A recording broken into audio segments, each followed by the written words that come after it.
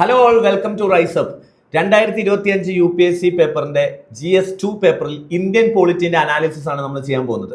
അപ്പം നമ്മൾ already GS1ന്റെ ജോഗ്രഫിന്റെയും ഹിസ്റ്ററിന്റെ analysis ഒക്കെ നിങ്ങൾ വീഡിയോ കണ്ടു എന്ന് പ്രതീക്ഷിക്കുന്നു. സോ പോളിറ്റിയിലേക്ക് വരുമ്പം നമുക്ക് പ്രധാനമായിട്ട് പറയാനുള്ളത് കഴിഞ്ഞൊരു 5-6 വർഷത്തെ ഇന്ത്യൻ പൊളിറ്റി അല്ലെങ്കിൽ GS2ന്റെ ക്വസ്റ്റ്യൻ പേപ്പർ വെച്ച് കമ്പയർ ചെയ്യുമ്പോൾ GS2ന്റെ especially polity part one of the toughest paper ആണ് എന്നുള്ള രീതിയിൽ തന്നെ നമുക്ക് പറയേണ്ടി വരും.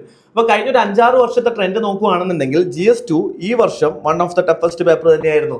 കാരണം ഇവിടെയുള്ള ക്വസ്റ്റ്യൻസ് നമുക്ക് കമ്പാരിറ്റീവ്ലി കാണുമ്പോൾ വളരെ ഫെമിലിയർ ആയിട്ട് തോന്നുമെങ്കിലും അതിനകത്തൊരു ആൻസർ കൊണ്ടുവരിക അല്ലെങ്കിൽ ആ സമയത്ത് എക്സാമിന്റെ പ്രഷറോട് കൂടിയിട്ട് പോയിന്റ്സ് ജനറേറ്റ് ചെയ്യുക എന്ന് പറയുന്നത് വളരെ ഡിഫിക്കൽട്ട് ആയിട്ടുള്ള ക്വസ്റ്റ്യൻസ് ആയിരുന്നു ഈ വർഷം പോളിറ്റിയിൽ ചോദിച്ചിട്ടുള്ളത്. സോ അതുകൊണ്ട് തന്നെ മെയിൻസ് എഴുതിയ ആളുകളെ സംബന്ധിച്ചോളം ആ സമയത്ത് ഇവിടെ പോയിന്റ്സ് ജനറേറ്റ് ചെയ്യാൻ വേണ്ടിയിട്ട് കുറച്ച് ഡിഫിക്കൽട്ടി നിങ്ങൾക്ക് ഈ പേപ്പറിൽ ഉണ്ടായിട്ടുണ്ടാവും. അതുകൊണ്ട് തന്നെ ഇതൊരു one of the toughest paper ആണെന്ന് തന്നെ പറയേണ്ടി വരും. ഇനി പേപ്പറിന്റെ മാർക്കിന്റെ കോമ്പിനേഷൻ നിങ്ങൾ നോക്കുകയാണെന്നുണ്ടെങ്കിൽ ഇന്ത്യൻ പൊളിറ്റി ഭാഗത്തുനിന്ന് 10 മാർക്കിന്റെ 5 ക്വസ്റ്റിനും 15 മാർക്കിന്റെ 4 ക്വസ്റ്റിനും ചോദിച്ചിട്ടുണ്ട്. ടോട്ടൽ 110 മാർക്കിനാണ് ഇന്ത്യൻ പൊളിറ്റിയിൽ നിന്ന് ക്വസ്റ്റ്യൻ വന്നിട്ടുള്ളത്.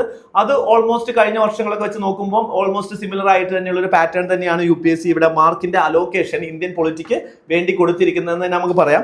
പക്ഷേ ക്വസ്റ്റ്യൻസിന്റെ ഒരു പ്രത്യേകത എന്താണെന്ന് വെച്ച് കഴിഞ്ഞാൽ നിങ്ങൾ ഈ വർഷത്തെ ക്വസ്റ്റ്യൻ പേപ്പർ നോക്കുകയാണെന്നുണ്ടെങ്കിൽ വളരെ ഫെമിലിയർ ക്വസ്റ്റ്യൻസ് ആണെങ്കിലും പോയിന്റ്സ് ജനറേറ്റ് ചെയ്യാൻ വേണ്ടിയിട്ട് നമുക്ക് ഡിഫിക്കൽട്ട് തോന്നാം.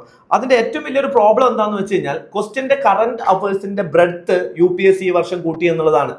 അപ്പൊ ക്വസ്റ്റ്യൻസ് ഒരുപാട് ഫ്രെയിം ചെയ്തിരിക്കുന്നത് ഒരു 2018 മുതൽ ഉള്ള ഇഷ്യൂസ് ഒക്കെ വെച്ചിട്ട് എന്ത് ചെയ്യുന്നുണ്ട് UPSC ക്വസ്റ്റ്യൻസ് ഫ്രെയിം ചെയ്തിട്ടുണ്ട്.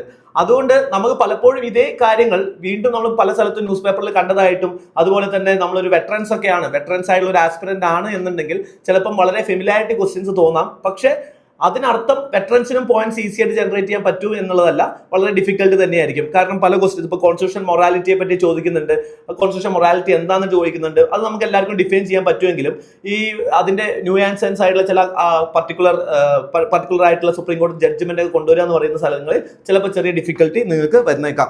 അതേപോലെ തന്നെ തീം വെച്ച് നോക്കുകയാണെന്നുണ്ടെങ്കിൽ 2 ക്വസ്റ്റ്യൻ ആണ് US കോൺസ്റ്റിറ്റ്യൂഷനുമായിട്ടുള്ള കമ്പാരിസൺ പോലെ വന്നിട്ടുള്ളത്.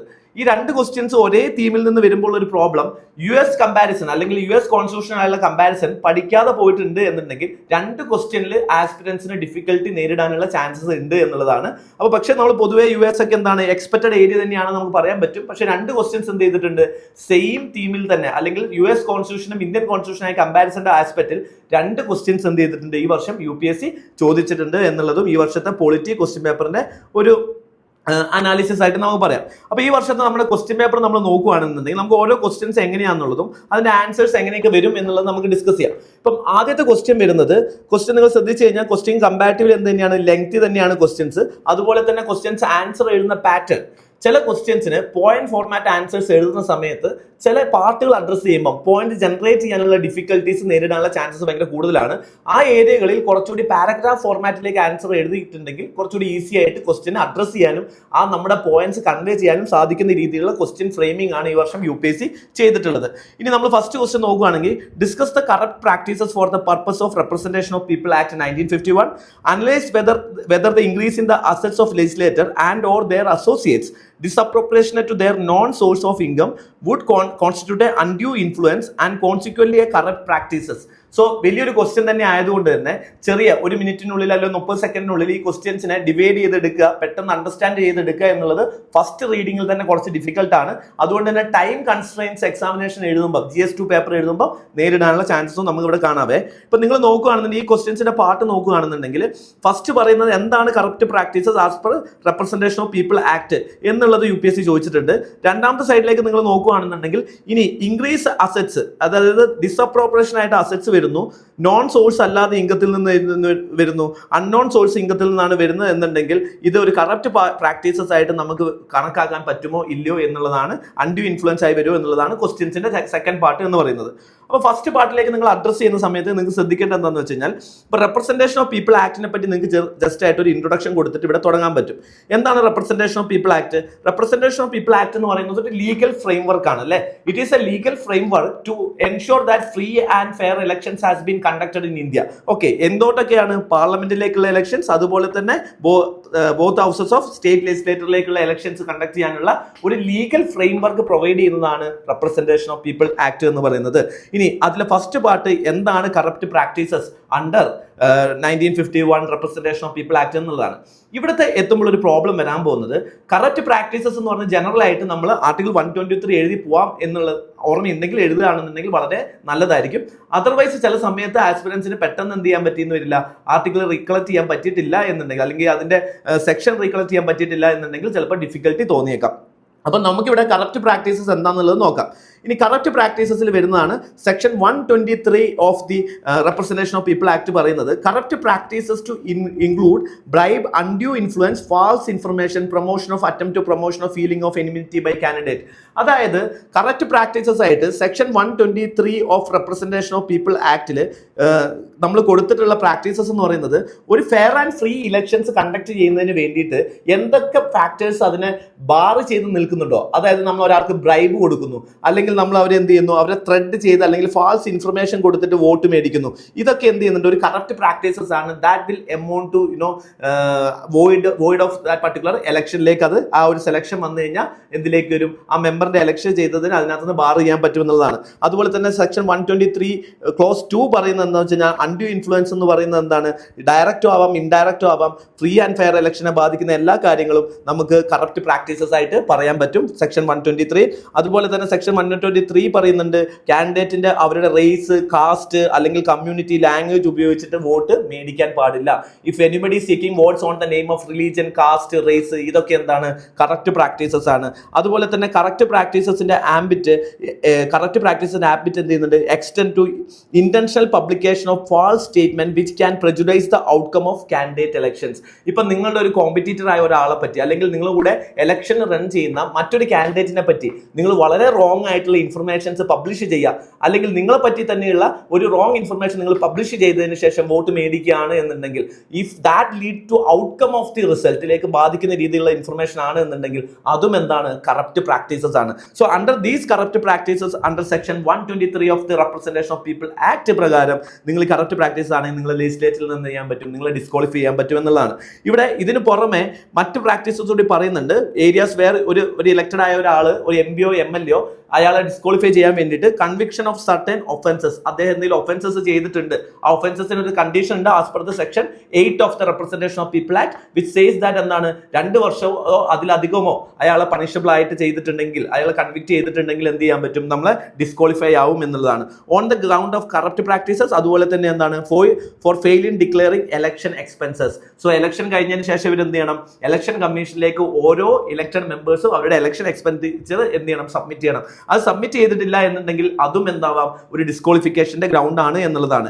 പക്ഷേ ഇതൊക്കെയാണ് കറപ്റ്റ് പ്രാക്ടീസസ് ഉണ്ടെങ്കിലും there are certain limitation under representation of people act. So ഈ ക്വസ്റ്റ്യൻ വരാനുള്ള റീസൺസിന്റെ ഒരു റീസെന്റ് ജഡ്ജ്മെന്റ് തന്നെ ഈ കഴിഞ്ഞ ഓഗസ്റ്റ് 18 നടന്നിട്ടുണ്ട്, ഓഗസ്റ്റ് 17 സുപ്രീം കോടതി നടത്തിയിട്ടുണ്ട്. അപ്പോൾ വളരെ റീസെന്റ് ആയിട്ട് തന്നെ റെപ്രസെന്റേഷൻ ഓഫ് പീപ്പിൾ ആക്ടും ഈ കറപ്റ്റ് പ്രാക്ടീസസുമായി ബന്ധപ്പെട്ടത് ന്യൂസിൽ വന്നിട്ടുണ്ട്. പക്ഷേ UPSC ക്വസ്റ്റ്യൻ ഇട്ടത് ആ ഒരു പർട്ടിക്കുലർ ജഡ്ജ്മെന്റിന്റെ പ്രകാരം ആയിരിക്കില്ല, കാരണം ഒരു ഓഗസ്റ്റ് 17 ജഡ്ജ്മെന്റ് വരുന്നത്.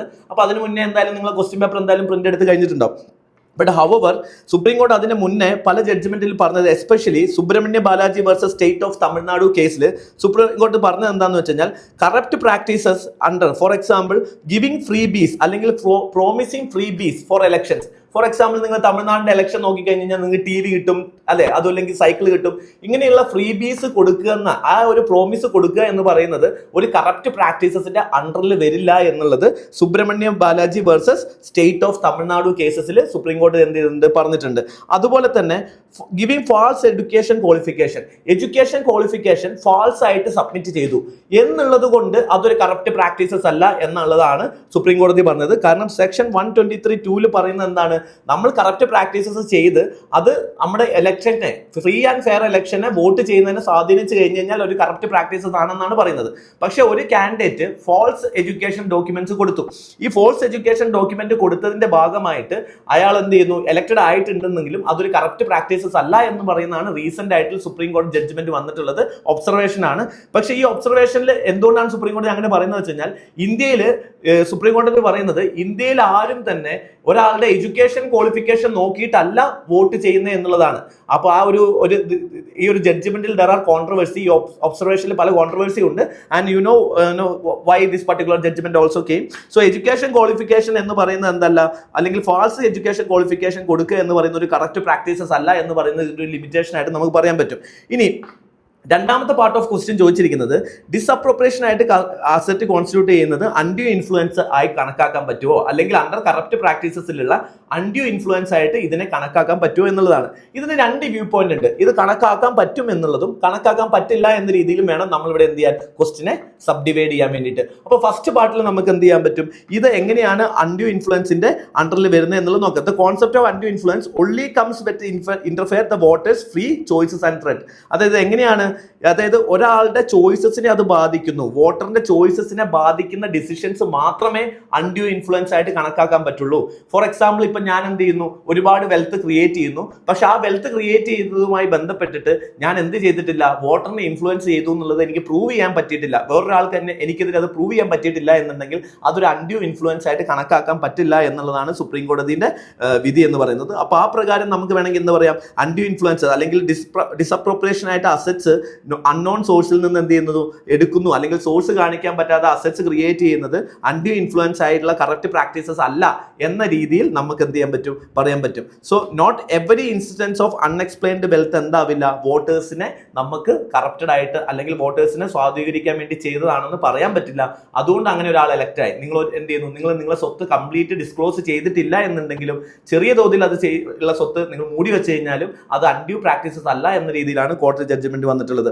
അതുപോലെ തന്നെ mere possession of disappropriation asset without proof that those assets were used to influence the voters to bribe, അല്ലെങ്കിൽ ഇതെന്തല്ല, ഇതൊരു കറപ്റ്റ് പ്രാക്ടീസസ് ആയിട്ട് നമുക്ക് കാണാൻ പറ്റില്ല എന്നുള്ളതാണ് പറയുന്നത്. ഇനി റീസെന്റ് ജുഡീഷ്യൽ ജഡ്ജ്മെന്റ് പറയുകയാണെന്നുണ്ടെങ്കിലും non disclosure of unexplained wealth alone will not sufficient to invalidate an election എന്നുള്ളതാണ് അജ്മീര ശ്യാം വേഴ്സസ് ശ്രീമതി കോവൽ ലക്ഷ്മി അതേഴ്സിന്റെ 2025 റീസെന്റ് കേസാണ്. ആ റീസെന്റ് കേസ് പ്രകാരം എന്ത് ചെയ്യാൻ പറ്റില്ല, നമ്മൾ പൈസ ഉണ്ടാക്കി, പക്ഷെ പൈസ അൺസോഴ്സ് പ്രാക്ടീസസ് ഒന്ന് പൈസ ഉണ്ടാക്കി എന്നുള്ളത് കൊണ്ട് മാത്രം ഒരിക്കലും അതൊരു കറപ്റ്റ് പ്രാക്ടീസസ് ആണെന്ന് പറയാൻ പറ്റില്ല. പക്ഷെ ഹൗവർ ഈ പൈസ അൺനോൺ സോഴ്സിൽ നിന്ന് പൈസ ഉണ്ടാക്കി കഴിഞ്ഞ് കഴിഞ്ഞാൽ നമുക്ക് കറപ്റ്റ് പ്രാക്ടീസസ് ആണ് എന്നും പറഞ്ഞ് നമ്മളോട് വാദിക്കണം. രണ്ട് സൈഡ് ഉണ്ട് ഇതിന്, അല്ലേ? ഒന്നെന്താ പറഞ്ഞു, കറപ്റ്റ് പ്രാക്ടീസസ് അല്ല എന്ന് നമ്മൾ പറഞ്ഞു, no it is not a corrupt practices. It is a corrupt practices എന്ന് പറയുന്നതാണ് സെക്കൻഡ് പാർട്ട് എന്ന് പറയുന്നത്, അല്ലേ? സോ സെക്കൻഡ് പാർട്ടിൽ എന്താണ്, ഇവിടെ കറപ്റ്റ് പ്രാക്ടീസസ് അല്ല എന്ന് നമ്മൾ ഇലക്ഷന് വരുന്നില്ലെങ്കിലും മറ്റ് സ്റ്റാറ്റ്യൂട്ടറി ലോസ് കറപ്റ്റ് പ്രാക്ടീസസിന്റെ അണ്ടറിൽ എന്ത് ചെയ്യും, ഇതിനകത്ത് ചിലപ്പോൾ കൺവിക്ഷൻ വരാനുള്ള ചാൻസ് ഉണ്ട്. For example, you are earned much money through bribe. ഇങ്ങനെ ബ്രൈബ് പ്രകാരം നിങ്ങൾ എന്ത് ചെയ്തു, നിങ്ങൾ കറപ്ഷന്റെ അണ്ടറിൽ എന്ത് ചെയ്തു, നിങ്ങളെ ആ ഒരു പ്രിവെൻഷൻ ഓഫ് കറപ്ഷൻ ആക്ടിന്റെ അണ്ടറിൽ നിങ്ങൾ എന്ത് ചെയ്തു, നിങ്ങൾ ബ്രൈബ് എടുത്തു, അതിൽ നിങ്ങൾക്ക് എന്ത് ചെയ്യുന്നു, പണിഷ്മെന്റ് കിട്ടുന്നു. അതിൽ നിങ്ങൾ കൺവിക്റ്റഡ് ആയി കഴിഞ്ഞു കഴിഞ്ഞാൽ അതെന്തായി ബാധിക്കും, അത് അൺഡ്യൂ പ്രാക്ടീസസ് ആയി ബാധിച്ച് നിങ്ങൾക്ക് ഡിസ്ക്വാളിഫിക്കേഷൻ, അതൊരു കറക്റ്റ് പ്രാക്ടീസസ് ആയിട്ട് കണക്കാക്കാൻ പറ്റും, അല്ലെങ്കിൽ അതൊരു ഡിസ്ക്വാളിഫിക്കേഷന്റെ ഭാഗത്തേക്ക് വരും എന്ന് നമുക്ക് പറയാൻ പറ്റും. അതുപോലെ തന്നെ നിങ്ങൾ സമ്പാദിച്ച ബ്ലാക്ക് മണി, ഇത്രയും പൈസ, ഈ പൈസ നിങ്ങൾ എന്ത് ചെയ്തിട്ടുണ്ട്, ദർ ഈസ് ആൻ എവിഡൻസ്, ആ എവിഡൻസ് ക്രിയേറ്റ് ചെയ്തിട്ടുണ്ട്, ഇത് വോട്ടേഴ്സിന് ബ്രൈബ് ചെയ്തിട്ടുണ്ടെന്നതും ഈ എവിഡൻസ് ആയിട്ട് പിടിക്കപ്പെട്ടിട്ടുണ്ട് എന്നുണ്ടെങ്കിൽ then that also can be considered as a corrupt practices. So what is the final stand? ഒരാൾ ഡിസ്പ്രപ്പോർഷനായിട്ട് പൈസ ഉണ്ടാക്കി കഴിഞ്ഞ് കഴിഞ്ഞാൽ അത് കറപ്റ്റ് പ്രാക്ടീസസ് അല്ല. However if there is a direct evidence to prove that he or she may influence the voters choice എന്നുണ്ടെങ്കിൽ അതെന്താണ്, ഒരു കറപ്റ്റ് പ്രാക്ടീസസ് ആണ്. ഈ ഒരു പർട്ടിക്കുലർ ക്വസ്റ്റ്യൻസിന്റെ ഒരു പ്രോബ്ലം എന്താണെന്ന് വെച്ച് കഴിഞ്ഞാൽ വളരെ നാരോഡ് ആയിട്ടുള്ള ക്വസ്റ്റൻ ആയതുകൊണ്ട് താഴത്തേക്ക് സെക്കൻഡ് പാർട്ടിലേക്ക് വരുമ്പോൾ നമ്പർ ഓഫ് പോയിന്റ്സ് ജനറേറ്റ് ചെയ്യാൻ ബുദ്ധിമുട്ടായിരിക്കും. അപ്പോൾ ഈ പാർട്ടിൽ നിങ്ങൾക്ക് ഏറ്റവും സൗകര്യമായിട്ട് നിങ്ങൾക്ക് ആൻസർ എഴുതാൻ പറ്റുന്ന പാർട്ട് പാരഗ്രാഫ് മോഡലിലേക്ക് ആൻസറിനെ മാറ്റുക എന്നുള്ളതാണ് ഈ ഒരു പർട്ടിക്കുലർ പാർട്ടിൽ നിങ്ങൾ ചെയ്യേണ്ടത്. ഓക്കെ, അങ്ങനെ ചെയ്ത് കഴിഞ്ഞാൽ കൃത്യമായിട്ട് നിങ്ങളെ സ്റ്റാൻഡ് നിങ്ങൾക്ക് എന്ത് ചെയ്യാൻ പറ്റും, ഈ ആൻസറിൽ പറയാനും പറ്റും എന്നുള്ളതാണ്. അപ്പം ഇതിന്റെ വേ ഫോർവേഡ് എന്താണെന്ന് വെച്ച് കഴിഞ്ഞാൽ, ഇതിനകത്ത് എന്താ വെച്ചാൽ 10 മാർക്കിന്റെ ക്വസ്റ്റൻ ആയിരുന്നു, നിങ്ങൾക്ക് ഒരുപാട് കാര്യങ്ങൾ എഴുതാനുള്ള സ്ഥലം ഉണ്ടാവില്ല. ഓൾറെഡി എന്തുണ്ട്, ഫസ്റ്റ് പാർട്ടിൽ നിങ്ങൾക്ക് ഒരുപാട് പോയിന്റ് എഴുതാനുണ്ട്, സെക്കൻഡ് പാർട്ടിൽ 2 ആസ്പെക്ട്സ് പോയിന്റ് എഴുതാനുണ്ട്, മൊത്തം 3 പാർട്ട് ആൻസർ നിങ്ങൾക്ക് അഡ്രസ് ചെയ്യാനുണ്ട്. ഇനി ഫൈനലി വരുമ്പോഴേക്കും ഇങ്ങനെയാണ് കറക്റ്റ് പ്രാക്ടീസ് ആയി വരുമ്പോൾ എന്തായിരിക്കണം ഒരു ഫൈനൽ വേ ഫോർവേഡ് ആയിട്ട് നിങ്ങൾക്ക് പറയാം. The recent constitutional amendment bill, അല്ലെ, 130th recent constitutional amendment bill എന്ത് പറയുന്നുണ്ട്, ഒരാളെ കൺവിക്റ്റഡ് ആക്കി കഴിഞ്ഞ് കഴിഞ്ഞാൽ അല്ലെങ്കിൽ ക്രിമിനലൈസേഷൻ ഓഫ് പൊളിറ്റിക്സ് എന്ത് ചെയ്യും, ഒരു 30 ഡേയ്സിലേക്ക് ഒരാളെ, ഒരു മിനിസ്റ്ററിനെ കൺവിക്റ്റഡ് ആക്കിയിട്ടുണ്ട് എന്നുണ്ടെങ്കിൽ അയാൾ ഡിസ്ക്വാളിഫിക്കേഷൻ ചെയ്യാൻ പറ്റുമെന്നുള്ളതാണ്. സോ ഇതൊക്കെ എന്ത് ചെയ്യുന്നുണ്ട്, ക്രിമിനലൈസേഷൻ ഓഫ് പൊളിറ്റിക്സ് കുറയ്ക്കാൻ വേണ്ടിയിട്ട് ഹെൽപ്പ് ചെയ്യും എന്ന് നമുക്ക് പറയാൻ പറ്റും. അതുപോലെ തന്നെ നമ്മൾ ചെയ്യേണ്ടത് എന്താണെന്ന് വെച്ച് കഴിഞ്ഞാൽ എല്ലാ സാധനങ്ങളും എന്ത് ചെയ്യുന്നില്ല, disappropriation assets are red flags ആണ് എന്നുണ്ടെങ്കിലും that may lead to criminal conviction and disqualification. പക്ഷേ റെപ്രസെന്റേഷൻ ഓഫ് പീപ്പിൾ ആക്ടിനകത്ത് എന്ത് ചെയ്യുന്നില്ല, ഡയറക്റ്റ് ആയിട്ട് വരുന്നില്ല എന്നുണ്ടെങ്കിൽ അത് ഓട്ടോമാറ്റിക്കലി അൺഡു ഇൻഫ്ലുവൻസ് ആണെന്ന് പറയാൻ പറ്റില്ല. അപ്പൊ നമുക്ക് എന്താ വേണ്ടത്, നമുക്ക് ടൈംലി ഫയലിംഗ് ഓഫ് കാൻഡിഡേറ്റിന്റെ എക്സ്പെൻഡിച്ചർ, ഇലക്ഷന്റെ എക്സ്പെൻഡിച്ചർ എന്ത് ചെയ്യണം, ടൈംലി ഫയലിംഗ് വിത്ത് ഇലക്ഷൻ കമ്മീഷനും ചെയ്യണം. അതിൻ്റെ കൂടെ സൈമൾട്ടേനിയസ് ആയിട്ട് there should be a strict monitoring how much money spend by each candidate from the election commission aspect. ഈ രണ്ട് സാധനങ്ങളും ബാലൻസ് ചെയ്ത് പോയി കഴിഞ്ഞാൽ മാത്രം നമുക്ക് എന്ത് ചെയ്യാൻ പറ്റുള്ളൂ, ഇലക്ഷനിൽ ഫ്രീ ആൻഡ് ഫെയർ ഇലക്ഷൻ്റെ ഉറപ്പിക്കാനും ഇലക്ഷനിലെ കറക്റ്റ് പ്രാക്ടീസസ് കുറയ്ക്കാനും സാധിക്കും എന്ന രീതിയിൽ നിങ്ങൾക്ക് ഇവിടെ എന്ത് ചെയ്യാൻ പറ്റും, ഒരു കൺക്ലൂഷൻ എഴുതാൻ പറ്റും എന്നുള്ളതാണ്. ഇനി രണ്ടാമത്തെ ക്വസ്റ്റ്യനിലേക്ക് പോകുന്ന സമയത്ത് ഈ ക്വസ്റ്റ്യൻ കുറച്ചുകൂടി വളരെ ഈസി ആയിട്ട് നിങ്ങൾക്ക് എഴുതാൻ പറ്റും. കാരണം ഇതിന്റെ ഫസ്റ്റ് പാർട്ട് എന്ന് പറയുന്നത് അഡ്മിനിസ്ട്രേറ്റീവ് ട്രിബ്യൂണൽസിനെ പറ്റിയിട്ടാണ്. സ്വാഭാവികമായിട്ടും UPSC പഠിക്കുന്ന എല്ലാവരും അഡ്മിനിസ്ട്രേറ്റീവ് ട്രിബ്യൂണൽസിനെ പറ്റി പഠിച്ചിട്ടുണ്ടാവും. പക്ഷെ ഇതിനകത്തുള്ള ഒറ്റ പ്രോബ്ലം എന്താണെന്ന് വെച്ച് കഴിഞ്ഞാൽ, ആസ് ഐ ഓൾറെഡി ടോൾഡ്, UPSCന്റെ കറണ്ട് അഫയേഴ്സിൽ നിന്ന് വരുന്ന ക്വസ്റ്റ്യൻസിനെ കഴിഞ്ഞ ഒരു 5-6 വർഷത്തേക്ക് ചോദിച്ച കറണ്ട് അഫയേഴ്സിൽ നിന്നാണ് എന്ത് ചെയ്തിട്ടുള്ളത്, UPSC ഈ വർഷം ക്വസ്റ്റ്യൻസ് ഇട്ടിട്ടുള്ളത്. അതുകൊണ്ട് തന്നെ നിങ്ങൾ ഇവിടെ നോക്കിക്കഴിഞ്ഞാൽ നിങ്ങൾക്ക് മനസ്സിലാവും, ട്രിബ്യൂണൽസിന്റെ റിഫോംസ് അല്ലെങ്കിൽ റാഷണലൈസേഷൻ ഓഫ് ട്രിബ്യൂണൽസിനെ പറ്റി ചോദിക്കുമ്പോൾ UPSC ചോദിച്ചത് 2021 UPSC എന്ത് ചെയ്തു, ട്രിബ്യൂണൽസ് റാഷണലൈസ് ചെയ്തതിനെ പറ്റിയാണ് UPSC ചോദിച്ചിട്ടുള്ളത്. അപ്പം ഒരു 4 വർഷം പുറകിൽ നിന്ന് തന്നെ എന്ത് ചെയ്തിട്ടുണ്ട്, UPSC ക്വസ്റ്റ്യൻസ് പിക്ക് ചെയ്യുന്നു എന്നുള്ളതാണ്. പക്ഷേ അഡ്മിനിസ്ട്രേറ്റീവ് ട്രിബ്യൂണൽ ആസച്ച് നിങ്ങൾ നോക്കുകയാണെന്നുണ്ടെങ്കിൽ PYQ ക്വസ്റ്റ്യൻ ആണ് ചോദിച്ചിട്ടുണ്ട്. അപ്പോൾ ഫസ്റ്റ് പാർട്ടിൽ എന്തായാലും നിങ്ങൾക്ക് പോയിന്റ്സ് ഉണ്ടാവും, വളരെ ഈസി ആയിട്ട് തന്നെ കണ്ടന്റ് നിങ്ങൾക്ക് ജനറേറ്റ് ചെയ്യാൻ പറ്റും. സോ ഈ ഒരു പർട്ടിക്കുലർ ക്വസ്റ്റ്യൻ നമുക്ക് ഏകദേശം ഒരു ഈസി ടു മോഡറേറ്റ് ലെവലിലേക്ക് നമുക്ക് ഈ ക്വസ്റ്റിനെ പറയാൻ പറ്റും. അപ്പോൾ ഫസ്റ്റ് പാർട്ട് എന്ന് പറയുന്നത് എന്താണ് അല്ലെ, comment the need for administrative tribunals, എന്തിനാണ് വേണ്ടത്, അഡ്മിനിസ്ട്രേറ്റീവ് ട്രിബ്യൂണൽസ് വേണ്ടത് എന്നാണ് ചോദിക്കുന്നത്. അപ്പോൾ ഇതിന്റെ ഒരു ഇൻട്രൊഡക്ഷനിലേക്ക് നിങ്ങൾക്ക് വരുന്ന സമയത്ത് ഇൻട്രൊഡക്ഷനിൽ ഡയറക്റ്റ് ആയിട്ട് ആർട്ടിക്കിൾ തന്നെ കോട്ട് ചെയ്യുക. Article 323A of the constitution എന്ത് പ്രൊവൈഡ് ചെയ്യുന്നുണ്ട്, by the administrative tribunal. It is added by 42nd constitution amendment act ആണ്. സോ എന്തിനാണ് ഇത് ചെയ്തിട്ടുള്ളത്, to fasten the judicial process അല്ലെ, justice delayed is justice denied എന്നുള്ളതാണ്. അപ്പം ജസ്റ്റിസ് ഡിലേ ആവാതിരിക്കാൻ വേണ്ടിയിട്ട് അല്ലെങ്കിൽ ഡിലേ ആവാതിരിക്കാൻ വേണ്ടിയിട്ടാണ് നമ്മൾ എന്ത് ചെയ്തിട്ടുള്ളത്, അഡ്മിനിസ്ട്രേറ്റീവ് ട്രിബ്യൂണൽസ് ഇൻട്രൊഡ്യൂസ് ചെയ്തിട്ടുള്ളത്. ഇനി എന്തൊക്കെയാണ് നീഡ് ഓഫ് അഡ്മിനിസ്ട്രേറ്റീവ് ട്രിബ്യൂണൽസ് എന്നുള്ളതാണ്. One of the major reason എന്ന് പറഞ്ഞു കഴിഞ്ഞാൽ backlog of cases in the Supreme Court as well as the lower courts. ഇപ്പൊ ടോട്ടൽ കോർട്സ് മൊത്തം എടുക്കുകയാണെന്നുണ്ടെങ്കിൽ അറൌണ്ട് 5 crores കേസസ് എന്താണ് ജുഡീഷ്യറിയിൽ പെൻഡിങ് ആണ്. കമ്പാരിറ്റീവ്ലി നമ്മൾ എടുക്കുകയാണെന്നുണ്ടെങ്കിൽ സുപ്രീം കോടതിയിൽ മാത്രം 80,000 of cases are pending in supreme court. So that means ഇവിടെ എന്താണ്, over burdening of court judicial system എന്നുള്ളതാണ്. അനദർ നീഡ് എന്ന് പറയുന്നത് we need to ensure speedy disposal of cases, then we can ensure എന്താണ് judicial justice, അല്ലെങ്കിൽ നമുക്ക് justice ensure ചെയ്യണമെങ്കിൽ speedy disposal വേണം. അതുപോലെ തന്നെ efficiency in services matters ensure ചെയ്യാൻ വേണ്ടിയിട്ടാണ്. നമുക്ക് ഗ്രിവൻ റിഡ്രസൽസ് അതുപോലെയുള്ള പ്രോബ്ലംസ് ഒക്കെ നോക്കണമെന്നുണ്ടെങ്കിൽ ഇന്ത്യയിലെ judicial judge to population ratio എത്രയേ ഉള്ളൂ, 15 per million മാത്രമേ ഉള്ളൂ. പക്ഷേ ബാക്കിയുള്ള നമ്മൾ ഡെവലപ്ഡ് കൺട്രീസിലേക്ക് നോക്കുകയാണെങ്കിൽ, US നോക്കുകയാണെങ്കിൽ ഇറ്റ് ഈസ് 20, ആൻഡ് യൂറോപ്യൻ കൺട്രീസിലൊക്കെ നോക്കുകയാണെങ്കിൽ 25 to million ഒക്കെ നമുക്ക് കാണാൻ പറ്റും. സോ ഇത്രയും ഹയർ ജഡ്ജസ് റേഷ്യോ ഡെവലപ്ഡ് കൺട്രീസിലുണ്ട്. ഇന്ത്യയിൽ ജഡ്ജസ് ടു പോപ്പുലേഷൻ റേഷ്യോ വളരെ ലോ ആയതുകൊണ്ട് again that leading to pendency of cases.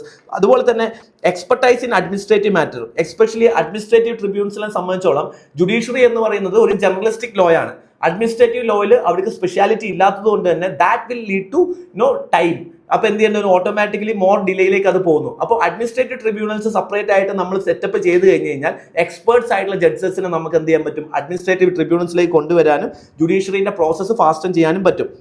ഇനി cost of accessibility other important part. നമ്മൾ cost of accessibility important part എന്ന് പറയാൻ കാരണം, ഇപ്പോൾ അഡ്മിനിസ്ട്രേറ്റീവ് ട്രിബ്യൂണൽസിലേക്ക് നമ്മൾ നോക്കുമ്പോൾ CAT സെൻട്രൽ അഡ്മിനിസ്ട്രേറ്റീവ് ട്രിബ്യൂണൽ തന്നെ 7 റീജിയണൽ ബ്രാഞ്ചസ് എൻഷുർ ചെയ്യുന്നുണ്ട്. സുപ്രീം കോടതി ആകുമ്പം അതെന്താണ് ഡൽഹിയിൽ മാത്രമേ ഉള്ളൂ. അപ്പോൾ പല ആളുകൾ, ഇന്ത്യ ഒരു വാസ്റ്റ് കൺട്രി ആയതുകൊണ്ട് തന്നെ ട്രാവൽ എക്സ്പെൻഡിച്ചർ അതുപോലെ തന്നെ മറ്റ് എക്സ്പെൻഡിച്ചർ ഒക്കെ ജുഡീഷ്യറി കൂടുന്നു.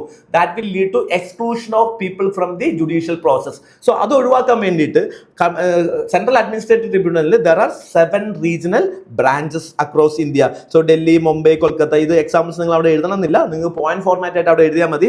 സോ ഇതുപോലെയുള്ള രീതിയിൽ എന്ത് ചെയ്യാൻ പറ്റും, നമുക്ക് കോസ്റ്റ് കുറയ്ക്കാൻ പറ്റും. അതുപോലെ തന്നെ അഡ്മിനിസ്ട്രേറ്റീവ് ട്രിബ്യൂണൽസ് എന്താണ്, പ്രോസസ് കംപ്ലീറ്റ്ലി എന്താണ് സ്പിരിറ്റ് ഓഫ് ദ ലോ ആണ് അല്ലെ ഫോളോ ചെയ്യുന്നത്, natural law of nature follow ചെയ്യുന്നുണ്ട്. സോ ഓട്ടോമാറ്റിക്കലി എന്താണ് കോംപ്ലക്സ് ഓഫ് കേസസ് എന്തായാലും കുറവാണ്, പ്രൊസീജിയർ സിംപ്ലിഫൈഡ് ആണ്. അതുകൊണ്ട് തന്നെ ഈസി ഡിസ്പോസൽ ഓഫ് കേസ് പോകും. ബട്ട് ഹൗവർ ഇതൊക്കെയാണ് ഇതിന്റെ നീഡെങ്കിലും there are certain concerns with the ട്രിബ്യൂണൽസിന്റെ കൺസേൺസ് നോക്കുകയാണെന്നുണ്ടെങ്കിൽ ആസ് സച്ച് നിങ്ങൾ ഈ ക്വസ്റ്റ്യൻസിലേക്ക് നോക്കുമ്പോൾ ട്രിബ്യൂണൽസിന്റെ കൺസേൺസ് ഇവിടെ എന്ത് ചെയ്തിട്ടില്ല, നിങ്ങൾ ഡയറക്റ്റ് ചോദിച്ചിട്ടില്ല. പക്ഷെ ഒരു വാല്യൂ അഡിഷൻ പോയിന്റ് പോലെ കണക്റ്റിംഗ് പോലെ നിങ്ങൾക്ക് എന്ത് ചെയ്യാൻ പറ്റും, ദർ ആർ സർട്ടൻ ഇഷ്യൂസ്. അതുകൊണ്ട് എന്ത് ചെയ്തു, നമ്മൾ റാഷണലൈസേഷൻ ചെയ്തു എന്ന് പറയുന്നത് എഴുതാൻ വേണ്ടിയിട്ട് നിങ്ങൾക്ക് കുറച്ച് പോയിന്റ്സ് ഇവിടെ കൊടുക്കാം. സോ ഇത്രയും പോയിന്റ്സ് ഇവിടെ എഴുതണമെന്നില്ല. നിങ്ങൾ ആൻസർ എഴുതുന്ന സമയത്ത് we are just providing maximum number of points. Okay, so while administrative tribunals establish ചെയ്തിട്ടുണ്ടെങ്കിലും ഇവിടുത്തെ പ്രോബ്ലം എന്താണ്, there is lack of independence എന്നുള്ളതാണ്. കാരണം ഇത് എപ്പോഴും എന്തിലേക്ക് തന്നെ തോന്നുന്നുണ്ട്, അപ്പോയിന്റ്മെന്റ് ഗവൺമെന്റ് അപ്പോയിന്റ്മെന്റ് ആയതുകൊണ്ട് തന്നെ there is a politicalisation of appointment. ഗവൺമെന്റിന് ഫേവർ ആയുള്ള ആളുകൾ അപ്പോയിന്റ് ചെയ്യുന്നു എന്നുള്ളൊരു പ്രോബ്ലം ഇതിനകത്തേക്ക് വരാം. അതേപോലെ തന്നെ അപ്പോയിന്റ്മെന്റ് പ്രോസസ്സിൽ, ജുഡീഷ്യൽ അപ്പോയിന്റ്മെന്റ് പ്രോസസ്സിൽ ജുഡീഷ്യറിക്ക് എന്തില്ല, യാതൊരു റോളും ഇവിടെ ഇല്ല. So there is an exclusion of judiciary from the appointment of tribunals എന്നുള്ളൊരു പ്രോബ്ലം ഇവിടെ കാണാൻ പറ്റും. അതേപോലെ തന്നെ പെൻഡൻസി ഓഫ് കേസസ് കുറയ്ക്കാൻ വേണ്ടിയിട്ടാണ് ട്രിബ്യൂണൽസ് കൊണ്ടുവന്നിട്ടുണ്ടെങ്കിലും ഇപ്പം നമ്മൾ അഡ്മിനിസ്ട്രേറ്റീവ് ട്രിബ്യൂണൽസ് നോക്കുകയാണെങ്കിൽ, for example armed force tribunals നോക്കുകയാണെന്നുണ്ടെങ്കിൽ 20,000 ഓഫ് കേസസ് ഇപ്പൊ തന്നെ എന്താണ് പെൻഡിംഗ് ആയിട്ട് കിടക്കുന്നുണ്ട്. And another issues that there is A short time tenor of members. And short time tenor of members എന്ന് പറയുമ്പോൾ ഓട്ടോമാറ്റിക്കലി എന്ത് സംഭവിക്കുന്നു, ഒരാൾ അപ്പോയിന്റ് ചെയ്ത് പെട്ടെന്ന് തന്നെ അയാൾ റിട്ടയർഡ് ആവുന്നു, ആ സീറ്റ് വീണ്ടും വേക്കന്റ് ആവുന്നു, അടുത്ത അപ്പോയിന്റ്മെന്റ് നടക്കാൻ വേണ്ടി വീണ്ടും സമയം എടുക്കുന്നു. സോ ഇതെന്ത് ചെയ്യുന്നു, പ്രോസസ്സിനെ വീണ്ടും കോംപ്ലിക്കേറ്റഡ് ആക്കുകയാണ് ചെയ്യുന്നത്. And lack of uniform procedure, പല ട്രിബ്യൂണൽസും പല രീതിയിലാണ് എന്ത് ചെയ്യുന്നത്, പ്രൊസീജിയർ ഫോളോ ചെയ്യുന്നത്. അതുകൊണ്ട് പ്രൊസീജിയർ ഇൻകൺസിസ്റ്റൻസി ഉള്ളത് കൊണ്ട് തന്നെ ഇത് വീണ്ടും സിറ്റുവേഷനെ കോംപ്ലക്സ് ആക്കുകയാണ്. ആൻഡ് ഓവർലാപ്പിംഗ് ഓഫ് ജൂറിഡിക്ഷൻ ആണ്. ഫോർ എക്സാമ്പിൾ പല ട്രിബ്യൂണൽസും എന്ത് ചെയ്യുന്നുണ്ട്, ഇതേ ജൂറിഡിക്ഷൻ കോംപ്ലക്സ് ഓവർലാപ്പ് ചെയ്യുന്നു. And there is appeal function. For example ട്രിബ്യൂണൽസിന്റെ അപ്പീൽ ഇപ്പോഴും എങ്ങോട്ട് തന്നെയാണ്, ഹൈക്കോർട്ടിലേക്കാണ്. Again that will go to supreme court. അപ്പൊ സുപ്രീം കോർട്ടിനെയും ഹൈക്കോർട്ടിനെ സംബന്ധിച്ചോളം അവരുടെ ബേർഡൻ കംപ്ലീറ്റ് ആയിട്ട് കുറയുന്നു എന്ന് നമുക്ക് ഇവിടെ പറയാൻ പറ്റില്ല. റാദർ എന്താണ് ചെയ്യുന്നത്, വീണ്ടും ജസ്റ്റിസ് ഡിലേ ആവുകയാണ് ചെയ്യുന്നത് ത്രൂ അപ്പീൽ ഫോർമാറ്റ്. അതേപോലെ തന്നെ technical qualification members are difficult. Administrative ട്രിബ്യൂണലിലേക്ക് വരുമ്പോൾ നമുക്ക് legal expert as well as administrative ലോയിലും അഡ്മിനിസ്ട്രേറ്റീവ് എക്സ്പീരിയൻസ് ഉള്ള ആളുകളെയും കിട്ടുക എന്നുള്ളത് ഒരു ബുദ്ധിമുട്ടാണ്. അപ്പം ഹവർ ഇത്രയും പോയിന്റ്സ് നിങ്ങൾ എന്ത് ചെയ്യേണ്ട കാര്യമില്ല, എഴുതേണ്ട കാര്യമില്ല. ഇവിടെ ഒന്നോ രണ്ടോ ഒരു പാരഗ്രാഫിൽ ട്രാൻസിഷൻ പാരഗ്രാഫ് ആയിട്ട് എഴുതിയാൽ മതി. ഇനി എന്തൊക്കെയാണ് റാഷണലൈസേഷൻ ചെയ്തിട്ടുള്ളതെന്നാണ്. സോ അഡ്മിനിസ്ട്രേഷൻ റിഫോം ആക്ട് 2021 പ്രകാരം നമ്മൾ എന്ത് ചെയ്തിട്ടുണ്ട്, we have rationalise the administrative tribunal process. ആ റാഷണലൈസേഷന്റെ ഭാഗമായിട്ടുള്ള ഇമ്പാക്റ്റുകൾ നിങ്ങൾ നോക്കുകയാണെന്നുണ്ടെങ്കിൽ one of the aspect, important aspect എന്ന് പറയുന്നത് we have abolished around 9 appellate tribunals ആണ്. So why we are abolished the appellate tribunals, so that സാധാരണ എന്ത് രീതിയിലാണ് ഇത് നടന്നുകൊണ്ടിരിക്കുന്നത്, ആദ്യം നമ്മൾ എന്ത് ചെയ്യുന്നു, അഡ്മിനിസ്ട്രേറ്റീവ് ട്രിബ്യൂണലിൽ പോകുന്നു, അവിടുന്ന് അപ്പീൽ പോയിട്ട് അപ്പലേറ്റ് ട്രിബ്യൂണലിൽ പോകുന്നു, again that will go to high court, then it will go to supreme court. So judiciary എന്ത് ചെയ്യുന്നു, ഇവിടെ ജസ്റ്റിസ് ഡെലിവറി എന്ത് ചെയ്യുന്നു, ഡിലേ ആയിക്കൊണ്ടിരിക്കുകയാണ് ചെയ്യുന്നത്. So to avoid this overlapping functions ഒഴിവാക്കാൻ വേണ്ടിയിട്ട് നമ്മൾ എന്ത് ചെയ്യുന്നു, ഡയറക്റ്റ് എന്ത് ചെയ്യാൻ പറ്റും, നമുക്ക് വീണ്ടും ഇത് അപ്പലേറ്റ് ട്രിബ്യൂണൽസിന്റെ മാറ്റിയിട്ട് എന്ത് ചെയ്യുന്നു, എണ്ണം കുറച്ചിട്ട് വീണ്ടും അപ്പലേറ്റ് ബോഡികളുടെ എണ്ണം കുറയ്ക്കുകയാണ്. അപ്പോൾ കൂടുതൽ എഫിഷ്യൻസി വരുന്നു. ആൻഡ് എന്ത് ചെയ്യുന്നു, ഹൈക്കോർട്ടിലേക്ക് എന്ത് ചെയ്യുന്നു, നമ്മുടെ അപ്പീലുകളെ നമ്മൾ സ്ട്രീംലൈൻ ചെയ്യുന്നു. And this is also undermine the security of the tenure. എങ്ങനെയാണ് സെക്യൂരിറ്റി ഓഫ് ടെനറിനെ അണ്ടർമൈൻ ചെയ്യുന്നത്? ബേസിക്കലി നിങ്ങൾ നോക്കിക്കഴിഞ്ഞ് കഴിഞ്ഞാൽ സെക്യൂരിറ്റി ഓഫ് ടെനറിൽ bars appointment to tribunals of below 50 years of age. Okay, so 50 വയസ്സിന് മുകളിലുള്ള ആളുകളായിരിക്കണം എന്ത് ചെയ്യേണ്ടത്, ആളുകൾ ഇതിനകത്ത് അപ്പോയിന്റഡ് ആവുന്നത്. അതുകൊണ്ട് തന്നെ അയാൾക്കുള്ള വർക്കിങ്ങിനുള്ള എക്സ്പീരിയൻസ് എന്തായിരിക്കും, കുറവായിരിക്കും. പെട്ടെന്ന് തന്നെ ചിലപ്പോൾ റിട്ടയർമെന്റിലേക്കൊക്കെ പോകാനുള്ള ചാൻസസ് കൂടുതലാണ്. ഇനി അൺകോൺസ്റ്റിറ്റ്യൂഷണൽ ലെജിസ്ലേറ്റീവ് ഓവർ റൈഡിങ്സ് ആണ് നടക്കുന്നത്. സുപ്രീം കോടതി ഇറ്റ്സെൽഫ് സെഡ് ദാറ്റ്, സുപ്രീം കോടതി പണ്ട് അഡ്മിനിസ്ട്രേറ്റീവ് ട്രിബ്യൂണലിന്റെ ഭാഗമായിട്ട് ഒരുപാട് എന്ത് ചെയ്തിട്ടുണ്ട്, പ്രൊവിഷൻസ് സ്ട്രൈക്ക് ഡൗൺ ചെയ്തിട്ടുണ്ട് under the case of Madras bar association കേസിൽ. പക്ഷേ അതേ പ്രൊവിഷൻസ് എന്ത് ചെയ്തു, സെൻട്രൽ ഗവൺമെന്റ് വീണ്ടും റീഎനാക്ട് ചെയ്യാണ് ഈ ഒരു പർട്ടിക്കുലർ റിഫോംസ് 2021 ചെയ്തപ്പോൾ ചെയ്തിട്ടുള്ളത്. സോ സുപ്രീം കോടതി യൂസ് ചെയ്തതാണ് അൺകോൺസ്റ്റിറ്റ്യൂഷണൽ ലെജിസ്ലേറ്റീവ് ഓവർ റൈഡിങ്. എന്ത് ചെയ്തു, ലെജിസ്ലേറ്റർ എന്ത് ചെയ്തു, സുപ്രീം കോടതി സ്ട്രൈക്ക് ഡൗൺ ചെയ്തിട്ടുള്ള പ്രൊവിഷൻസ് വീണ്ടും റീ ലെജിസ്ലേറ്റ് ചെയ്യുകയാണ്, അല്ലെങ്കിൽ റീ എനാക്ട് ചെയ്യുകയാണ് ചെയ്തിട്ടുള്ളത്. And there is A concentration of power. So act centralise the appointment process and potentially increase the executive influence of the judicial appointment. So ഈ judicial അപ്പോയിന്റ്മെന്റിലെ എക്സിക്യൂട്ടീവിന്റെ power കൂടുന്നതിന്റെ ഭാഗമായിട്ട് അവിടെ എന്ത് സംഭവിക്കുന്നുണ്ട്, പവർ സെൻട്രലൈസ് ചെയ്യുന്നു എന്നുള്ളതാണ്. And this is finally increasing the burden of high court എന്നുള്ള രീതിയിൽ നമുക്ക് പറയാൻ പറ്റും. And there are still vacancy and delays in the cases. അതിനെപ്പറ്റി എന്ത് ചെയ്യുന്നില്ല, അഡ്രസ് ചെയ്തിട്ടില്ല. ഇനി എന്തൊക്കെയാണ് വേഹഡ് ആയിട്ട് നമുക്ക് വേണ്ടതെന്നുള്ളതാണ്. We need to enhance the independence of the judiciary. So എന്ത് ചെയ്യണം, അഡ്മിനിസ്ട്രേറ്റീവ് ട്രിബ്യൂണൽസിന്റെ ഇൻഡിപെൻഡൻസ് കൂട്ടാൻ വേണ്ടിയിട്ട് അപ്പോയിന്റ്മെന്റ്സിന് പ്രൊട്ടക്ട് ചെയ്യണം, റിമൂവലിന് പ്രൊസീജിയേഴ്സ് കൊണ്ടുപോകണം, and tenure should be fixed ആക്കണം. അതുപോലെ തന്നെ അഡ്മിനിസ്ട്രേറ്റീവ് ട്രിബ്യൂണൽസിന് we need to establish a national tribunal commission to supervise appointment, function and administration aspects of the administrative tribunals. ഇത് ഓൾറെഡി സുപ്രീം കോടതി റെക്കമെൻഡ് ചെയ്തിട്ടുണ്ട്. അതുപോലെ തന്നെ സ്റ്റാൻഡിംഗ് കമ്മിറ്റി 2015 റെക്കമെൻഡ് ചെയ്തിട്ടുള്ള റെക്കമെൻഡ് ആണ്, which is not yet to adopt. So ആ രീതിയിലുള്ള changes നമുക്ക് എന്ത് ചെയ്യാൻ പറ്റണം, നമുക്ക് കൊണ്ടുവരാൻ പറ്റണം. And we need to ensure that timely appointment of judges and judicial impact assessment നടത്താൻ നോക്കാം. അഡ്മിനിസ്ട്രേറ്റീവ് ട്രിബ്യൂണൽസിന് ആക്ച്വലി പബ്ലിക്കിന്റെ ഇടയിൽ ഇതിന്റെ ഇമ്പാക്ട് കൃത്യമായിട്ട് എങ്ങനെ വരുന്നുണ്ട്, സോ ജസ്റ്റിസ് കൃത്യമായിട്ട് ഡെലിവേർഡ് ആവുന്നുണ്ടോ എന്നുള്ള ഇമ്പാക്ട് അസസ്മെന്റ് നമുക്ക് നടത്തി കഴിഞ്ഞു കഴിഞ്ഞാൽ ഇതിന്റെ പ്രോസസ്സ് കുറച്ചുകൂടി കറക്റ്റ് ആവും. And we also need to provide training and technological integration for administrative tribunal to ensure that speedy justice.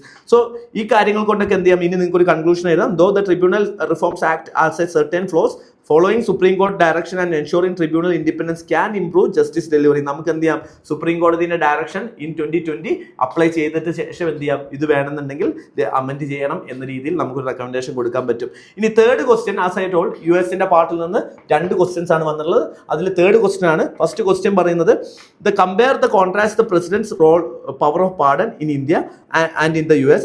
Are there any limit to it in both the countries? What are preemptive pardons എന്നുള്ളതാണ് question.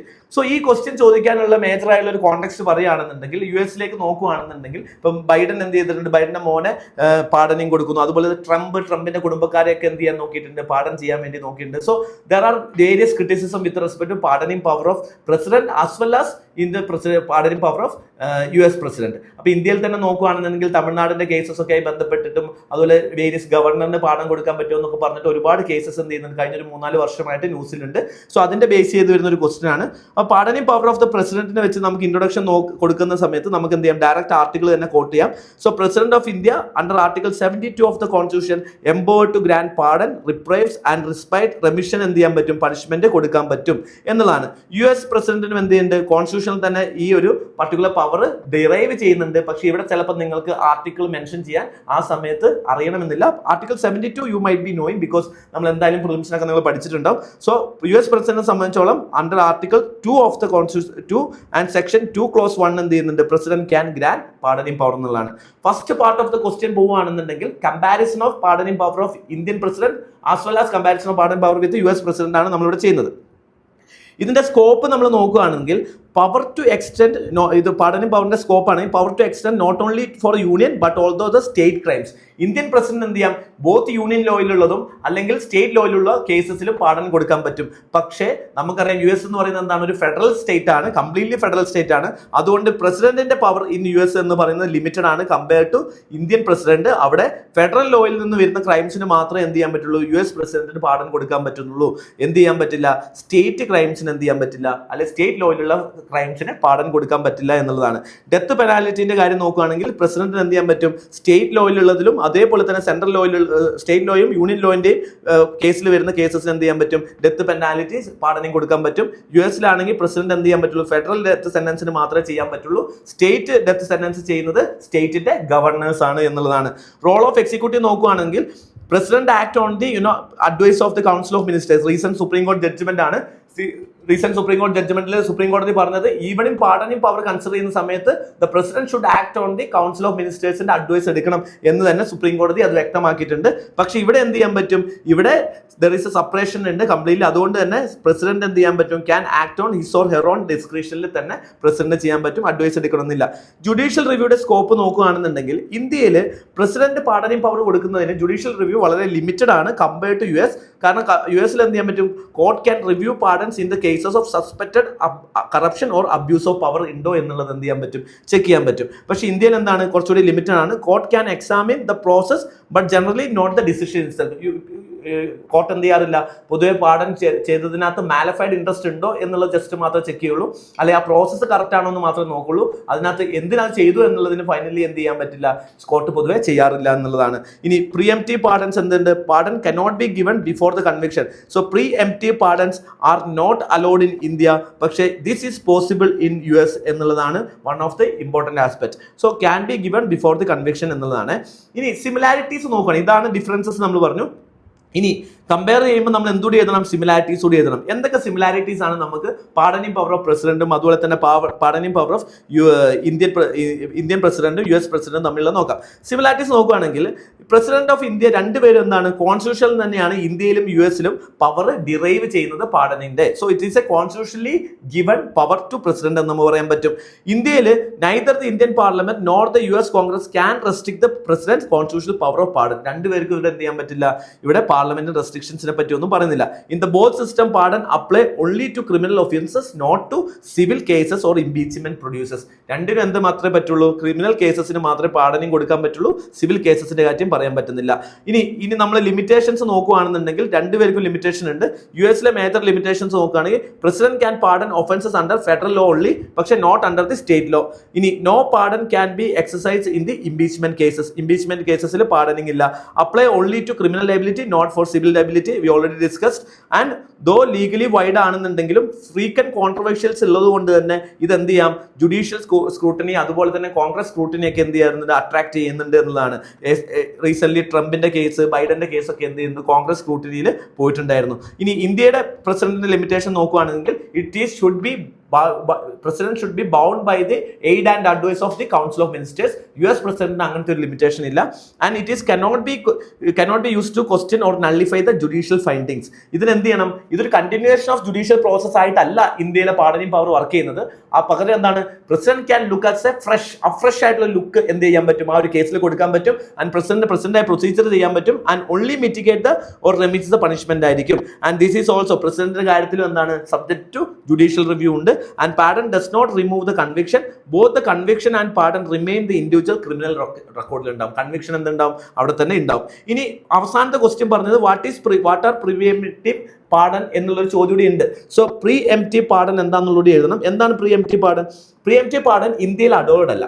എന്താണ് pre എംപ്റ്റീവ് pardon എന്ന് പറഞ്ഞു കഴിഞ്ഞാൽ, ഒരാളുടെ conviction complete award ചെയ്യുന്നതിന് മുന്നേ തന്നെ, അയാൾ ആ ജുഡീഷ്യൽ പ്രോസസ്സിന്റെ മുന്നിലൂടെ പോകുന്നതിന് മുന്നേ തന്നെ അയാളുടെ ആ കേസ് എന്ത് ചെയ്യാണ്, പ്രസിഡന്റ് പാർഡൻ കൊടുത്ത് വിടുകയാണ്. അപ്പൊ ഇത് എന്തിനാണ് ചെയ്യുന്നതെന്ന് വെച്ച് കഴിഞ്ഞാൽ, ആ ഒരു കൺവിക്ഷൻ പ്രോസസ്സിലൂടെ അല്ലെങ്കിൽ ആ ഒരു ജുഡീഷ്യൽ പ്രോസസ്സിലൂടെ എന്ത് ചെയ്യാതിരിക്കാനാണ്, ആളുകൾ കടന്നു പോകാതെ അവരെ സേഫ് ആക്കാൻ വേണ്ടിയിട്ടാണ് ഇങ്ങനെ ചെയ്യുന്നത്. ഇത് ഇന്ത്യയിൽ അലോഡ് അല്ല, പക്ഷെ US-ൽ എന്ത് ചെയ്യാൻ പറ്റും, preemptive pardons are allowed. So preemptive pardon is a pardon granted before an individual is formally convicted. ഒരാൾ കൺവിക്റ്റഡ് ആവുന്നതിന് മുമ്പ് അല്ലെങ്കിൽ അയാൾ ചാർജ് ചെയ്യുന്ന സമയത്ത് തന്നെ എന്ത് ചെയ്യാൻ പറ്റുകയാണ്, അയാൾക്ക് പാർഡൻ കൊടുക്കുകയാണ്. So it essentially preemptive exercise of clemency, shielding person from potential prosecution and specific offence. അയാളെ പ്രൊട്ടക്ട് ചെയ്യാൻ, ഷീൽഡ് ചെയ്യാൻ വേണ്ടിയിട്ട്, ആളുകൾ എന്ത് ചെയ്യാൻ, എക്സ്പോസ് ചെയ്യാതിരിക്കാൻ വേണ്ടിയിട്ടാണ് എന്ത് ചെയ്യുന്നത്, ഇങ്ങനെയുള്ള സാധനങ്ങൾ കൊടുക്കുന്നത്. So preemptive pardons are permitted in USA, not in India. So the existence of pardoning power in both countries underline the humanizing role of constitution, ensuring that justice is tempered with mercy while preserving the democratic checks and balance. എന്തിനാണ് ശരിക്കും കോൺസ്റ്റിറ്റ്യൂഷനിൽ ഒരു pardoning power കൊടുക്കാനുള്ള കാര്യം? If at all നമ്മൾ പറയാറില്ലേ, 1000 കുറ്റവാളികൾ രക്ഷപ്പെട്ടു കഴിഞ്ഞാലും ഒരു നിരപരാധി പോലും ശിക്ഷിപ്പിക്കപ്പെടാൻ പാടില്ല. ആ ഒരു ജസ്റ്റിസ് കംപ്ലീറ്റ് ആയ പ്രോസസ് എൻഷുർ ചെയ്യാൻ വേണ്ടിയിട്ടാണ് നമ്മൾ എന്ത് ചെയ്യുന്നത്, പാർഡനിങ് പവർ കൊടുക്കുന്നത്. If at all if anything happens, അല്ലെങ്കിൽ എന്ത് ചെയ്യണം, അല്ലെങ്കിൽ ദ മോഡേൺ ലോ എന്ന് പറയുന്നത് എന്താണ്, കംപ്ലീറ്റ്ലി പണിഷ് ചെയ്യുക മാത്രമല്ല, അയാൾ എന്ത് ചെയ്യണം, തിരിച്ച് സൊസൈറ്റിയിലേക്ക് കൊണ്ടുവരണം എന്നുള്ളതാണ്. ആ ഒരു ആസ്പെക്റ്റിന്റെ ഭാഗമായിട്ടാണ് നമ്മൾ എന്ത് ചെയ്തത്, കോൺസ്റ്റിറ്റ്യൂഷനിൽ പാർഡനിങ് പവർ രണ്ട് ഡെമോക്രസിയും എന്ത് ചെയ്തത്, ഇൻക്ലൂഡ് ചെയ്തിട്ടുള്ളത് എന്ന് നമുക്ക് പറയാൻ പറ്റും. ഇനി നാലാമത്തെ ഒരു ക്വസ്റ്റ്യനിലേക്ക് വരുന്ന സമയത്ത്, നാലാമത്തെ ക്വസ്റ്റ്യൻസിന്റെ ഒരു പ്രോബ്ലം എന്താണെന്ന് വെച്ച് കഴിഞ്ഞാൽ, 2019 Jammu and Kashmir state reorganisation act പ്രകാരം വരുന്ന ഒരു ക്വസ്റ്റ്യൻ ആണ്. ഹവർ 2019 ആക്ടിലെ പ്രൊവിഷൻസ് ചോദിക്കുന്ന സമയത്ത് ഒരു വെറ്ററൻ ആസ്പിരൻസിനെ സംബന്ധിച്ചോളം ചില പോയിന്റ്സുകൾ ഓർത്ത് വെച്ചിട്ടുണ്ടാവും. അതല്ലെങ്കിൽ എന്ത് ചെയ്യാം, ചിലപ്പോൾ പോയിന്റ്സ് പെട്ടെന്ന് ജനറേറ്റ് ചെയ്യാൻ വേണ്ടി ഡിഫിക്കൽട്ട് ആയിരിക്കും. അതല്ലാതെ തന്നെ 2024 നിങ്ങൾ നോക്കുകയാണെന്നുണ്ടെങ്കിൽ 2024 ജമ്മു ആൻഡ് കാശ്മീരിലെ ഫസ്റ്റ് ഇലക്ഷൻ ആഫ്റ്റർ 2019 റിഫോമിന് ശേഷമുള്ള ഫസ്റ്റ് ഇലക്ഷൻ നടക്കുന്നത്. അതുമായിട്ട് നമ്മൾ നോക്കുകയാണെന്നുണ്ടെങ്കിൽ റീസെന്റ് കോൺടെസ്റ്റിൽ തന്നെ എന്തുണ്ട്, ജമ്മു ആൻഡ് കാശ്മീർ ലെജിസ്ലേറ്റീവ് അസംബ്ലിന്റെ ചോദ്യം നമുക്ക് ഇവിടെ ചോദിക്കാം എന്ന് പറയാം. ഓക്കെ, എന്നിരുന്നാലും പോയിന്റ് ജനറേറ്റ് ചെയ്യാൻ വീണ്ടും ചിലപ്പം ഡിഫിക്കൽട്ടി എക്സാമിൻ എഴുതിക്കൊണ്ടിരിക്കുമ്പോൾ നിങ്ങൾക്ക് ഇവിടെ ഫൈൻഡ് ചെയ്തിരിക്കാം എന്നുള്ളതാണ്. ഈ ക്വസ്റ്റ്യൻ നമുക്കൊന്ന് നോക്കാം. Discuss the nature of Jammu and Kashmir Legislative Assembly after the Jammu and Kashmir Reorganization Act 2019. So എന്താണ് ജമ്മു ആൻഡ് കാശ്മീരിന്റെ ലെജിസ്ലേറ്റീവ് അസംബ്ലിയുടെ നേച്ചർ എങ്ങനെയാണ് after the 2019 reform and briefly describe the power and functions of the assembly of the union territory of Jammu and Kashmir. അപ്പോൾ അവരുടെ എന്ത് ചെയ്യണം, briefly പവറും ഫംഗ്ഷൻസും എന്തൊക്കെയാണെന്നുള്ളത് നമുക്കൊന്ന് പറയണം എന്നുള്ളതാണ് സെക്കൻഡ് പാർട്ട് പറയുന്നത്. അപ്പോൾ ഇൻട്രൊഡക്ഷൻ ആയിട്ട് നമുക്ക് ജസ്റ്റ് അതിന്റെ ഒരു കോൺടെക്സ്റ്റ് പോലെ കൊടുക്കാം അല്ലെ. റീസെന്റ് എന്ത് ചെയ്തു, first general election to the assembly എന്ത് ചെയ്തു നടന്നു after the Jammu and Kashmir reorganisation act 2019. The newly constituted Jammu and Kashmir assembly will function under the new structure introduce which change the constitutional setup. So article 370 ഒക്കെ remove ചെയ്തതിനു ശേഷമുള്ള first legislative assembly ആണ് ഇപ്പം എന്ത് ചെയ്തത് ജമ്മു ആൻഡ് കാശ്മീരിൽ അധികാരത്തിലെത്തിയിരിക്കുന്നത്. ഇനി nature of the Jammu and Kashmir legislative assembly നമ്മൾ നോക്കുകയാണെന്നുണ്ടെങ്കിൽ ഫസ്റ്റ് ആസ്പെക്ട് എന്ന് പറയുന്നത് എന്താണ്, it created A Ooty of Jammu and Kashmir with legislator ആണ്. ഓക്കെ, ഏർലിയർ എന്തായിരുന്നു, Jammu and Kashmir was A state. Now Jammu and Kashmir എന്ന് പറയുന്നത് എന്താണ്, become A Ooty of Jammu and Kashmir with model of Puducherry Delhi ഒക്കെ പോലെ എന്താണ് ഒരു ലെജിസ്ലേറ്റർ കൂടി ഉണ്ട്, വിത്ത് ലെജിസ്ലേറ്റർ ആണ് നമുക്ക് പറയാൻ പറ്റും. Another aspects R earlier Jammu and കാശ്മീരിൽ ബൈക്യാമറൽ ലെജിസ്ലേഷൻ ആയിരുന്നു, അതായത് ലെജിസ്ലേറ്റീവ് കൗൺസിൽ പ്രസന്റ് ആയിരുന്നു. ഇപ്പൊ എന്താണ് ഒരു യൂണിക്യാമറൽ ലെജിസ്ലേച്ചർ ആണെന്ന് നമുക്ക് പറയാൻ പറ്റും. ലെജിസ്ലേറ്റീവ് കൗൺസിൽ എന്ത് ചെയ്തു, അബോളിഷ് ചെയ്തു. Only legislative assembly remains in the Jammu and Kashmir. ഇനി അനദർ ഫീച്ചേഴ്സ് എന്ന് പറയുന്നത് it provide for a direct election and members are directly elected by the people for the term of 5 years എന്ന് നമുക്ക് പറയാം. And union territories are administered by the president ആയിരിക്കും through an appointed administrator to extend deemed necessary under article 239. മറ്റ് union ടെറിട്ടറികളുള്ള പോലെ തന്നെ article 239 പറയുന്ന പോലെ തന്നെ പ്രസിഡന്റ് ആയിരിക്കും ഇതിന്റെ അഡ്മിനിസ്ട്രേഷൻ നടത്തുക ത്രൂ ആൻ അഡ്മിനിസ്ട്രേഷൻ ഒരു administrator appointed by the president വഴിയായിരിക്കും എന്ത് അഡ്മിനിസ്ട്രേഷൻ നടത്തുക ജമ്മു ആൻഡ് കാശ്മീരിലും. And section 13 of Jammu and Kashmir state reorganisation act പറയുന്നത് it applies that article 239A article 239A ഏതുമായി ബന്ധപ്പെട്ടതാണ്, അഡ്മിനിസ്ട്രേഷൻ ഓഫ് പുതുച്ചേരി. സോ പുതുച്ചേരിയുമായി ബന്ധപ്പെട്ട ആർട്ടിക്കിൾ തന്നെ എങ്ങോട്ട് എക്സ്റ്റെൻഡ് ആവും, ഈ ജമ്മു ആൻഡ് കാശ്മീരിലേക്ക് എക്സ്റ്റെൻഡ് ആവും. So it will be govern under article 239A of the constitution. So ഈ അഡ്മിനിസ്ട്രേഷൻ ഓഫ് പുതുച്ചേരി എന്ത് ചെയ്യും, will be extended to the same provision will be extended to union territory of Jammu and Kashmir. But there are certain variations, will discuss that. And restricted autonomy ആണ്, powers are more limited than a full state ആണ്. Assemblies authorities curtailed in favour of union oversight and LGs lieutenant ഗവർണറിന്റെ description ആണ് കൂടുതലായിട്ടുള്ളത് സ്റ്റേറ്റിന്റെ പവറിനെക്കാട്ടും എന്ന് നമുക്ക് പറയാൻ പറ്റും. ഇനി LGs അതോറിറ്റി എന്താണ്, in addition to public order and police എന്ന് പറയുന്നത് ലെജിസ്ലേറ്റീവ് അസംബ്ലിന്റെ കീഴിലുള്ളതല്ല. അതിന് പുറമെ LGക്ക് എന്തുണ്ട്, you have an authority on controlling bureaucracy, anti corruption bureau and there are discretionary power ഉണ്ട്. ഇവിടെ എന്ത് ചെയ്യേണ്ട കാര്യമില്ല, ലെഫ്റ്റനന്റ് ഗവർണറിന് എന്തിന്റെ കാര്യമില്ല, aid and advice of the council of മിനിസ്റ്ററിന്റെ ആവശ്യമില്ല. He can act on his own എന്നുള്ളതാണ് ഇവിടുത്തെ പ്രൊവിഷൻസ് എന്ന് പറയുന്നത്. അതുപോലെ തന്നെ വിത്ത് റെസ്പെക്ട് ടു പാർലമെന്റ് എന്ത് ചെയ്യാൻ പറ്റും, parliament will be able to make laws with respect to union territory of Jammu and Kashmir എന്നുള്ളതാണ്. സോ ഇത്രയുമാണ് നേച്ചർ ഓഫ് സ്റ്റേറ്റ് എന്ന് പറയുന്നത്. ഇത്രയും പോയിന്റ്സ് നമുക്ക് അവിടെ 10 മാർക്കിന് പെട്ടെന്ന് എഴുതാൻ പറ്റിയെന്ന് വരില്ല. ഇനി എന്താ സ്പെസിഫിക് ആയിട്ട് നിങ്ങൾക്ക് എഴുതാൻ പറ്റിയില്ല എന്നുണ്ടെങ്കിൽ കുറച്ച് പോയിന്റ്സ് നിങ്ങൾക്ക് എഴുതാം. അതുപോലെ തന്നെ ആർട്ടിക്കിൾ 239 239A ഒക്കെ നിങ്ങൾക്ക് എന്ത് ചെയ്താൽ ശരിക്കും റീകളക്ട് ചെയ്ത് എഴുതാൻ പറ്റേണ്ടത് തന്നെയാണ്. ഇനി സെക്കൻഡ് പാർട്ടിലേക്ക് വരുന്ന സമയത്തേക്ക് powers of legislative assembly and powers and functions of legislative assembly ആണ്. ഇവിടെ നിങ്ങൾ പവേഴ്സ് ആൻഡ് ഫംഗ്ഷൻസ് ഒരു പാർട്ടായിട്ട് എഴുതുന്നതായിരിക്കും ഏറ്റവും നന്നാവുക. കാരണം എന്താണെന്ന് വെച്ചാൽ സെപ്പറേറ്റ് ആയിട്ട് എഴുതുമ്പോൾ ഇവിടെ പോയിന്റ്സ് ജനറേറ്റ് ചെയ്യാനുള്ള ഡിഫിക്കൽട്ടീസ് ചിലപ്പം നിങ്ങൾക്ക് നേരിട്ടേക്കാം. സോ ഇതിനകത്ത് ഫസ്റ്റ് പവേഴ്സ് ആൻഡ് ഫംഗ്ഷൻസ് നിങ്ങൾ നോക്കുകയാണെന്നുണ്ടെങ്കിൽ നിങ്ങൾ നോക്കിയേ, according to section 32 of the act relating to the extent of legislative power of assembly, the assembly can make law with respect to any matter enumerated in the state list except എന്താണ് public order and police. Okay, and അതുപോലെ തന്നെ എന്ത് ചെയ്യാൻ പറ്റും, union ലിസ്റ്റിലുള്ള ലോയും ഉണ്ടാവും if it is not conflicting with the central law.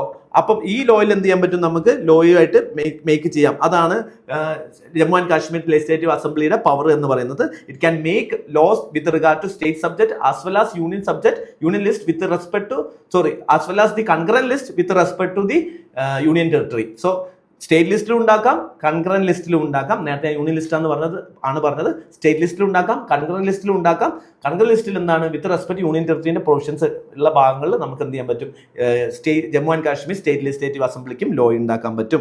ഇനി ഇവിടെയും നമുക്ക് എന്തുണ്ട്, there are council of ministers ഉണ്ടാവും. ഈ council of ministers are responsible to legislative അസംബ്ലിയാണ്. That is the power of Jammu and Kashmir legislative assembly. എല്ലാ ലെജിസ്ലേറ്റീവ് അസംബ്ലി പോലെ തന്നെ എന്താണ് ഇതും അവിടെ ഉണ്ട്. കൗൺസിൽ ഓഫ് മിനിസ്റ്റേഴ്സ് എന്താണ് are responsible to Jammu and Kashmir Kashmir legislative assembly എന്ന് നമുക്ക് പറയാൻ പറ്റും. And legislative assembly of Jammu Kashmir can pass budget, taxation, grants ഒക്കെ എന്ത് ചെയ്യാൻ പറ്റും, പാസ് ചെയ്യാൻ പറ്റും. പക്ഷെ there is a limitation. Any financial bill, ഏത് ഫിനാൻഷ്യൽ ബിൽ ഇറക്കണമെങ്കിലും there should be a prior consent of LG എന്ത് ഉണ്ടാവണം, അവിടെ ഉണ്ടായിരിക്കണം. അപ്പൊ ഏത് ഫിനാൻഷ്യൽ ബിൽ ഇറക്കണമെങ്കിലും ലെഫ്റ്റനന്റ് ഗവർണറിന്റെ പ്രയർ കൺസെന്റ് എടുക്കുക എന്നതൊരു ലിമിറ്റേഷൻ ജമ്മു ആൻഡ് കാശ്മീരിന്റെ ഒരു ഇതിലുണ്ട്. But it can pass budget, taxation, grants ഒക്കെ എന്ത് ചെയ്യാൻ പറ്റും, നോർമലി ചെയ്യാൻ പറ്റുമെന്ന് നമുക്ക് പറയാൻ പറ്റും.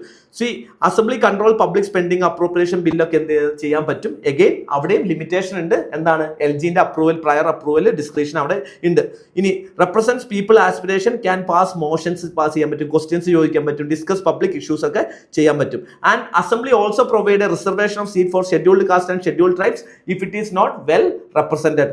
അതുപോലെ തന്നെ എന്ത് ചെയ്യാൻ പറ്റും, ഈ LG can also nominate two members, that two women members, if the assembly is women എന്തല്ല adequately represented അല്ല എന്ന് ലെഫ്റ്റനന്റ് ഗവർണറിന് തോന്നുകയാണെന്നുണ്ടെങ്കിൽ ഓൺ ഹിസ് ഡിസ്ക്രിപ്ഷൻ രണ്ട് വുമൺ മെമ്പേഴ്സിന് എന്ത് ചെയ്യാൻ പറ്റും, ലെജിസ്ലേറ്റീവ് അസംബ്ലിയിലേക്ക് അപ്പോയിന്റ് ചെയ്യാൻ പറ്റുന്ന പ്രൊവിഷൻസും കൊടുത്തിട്ടുണ്ട്.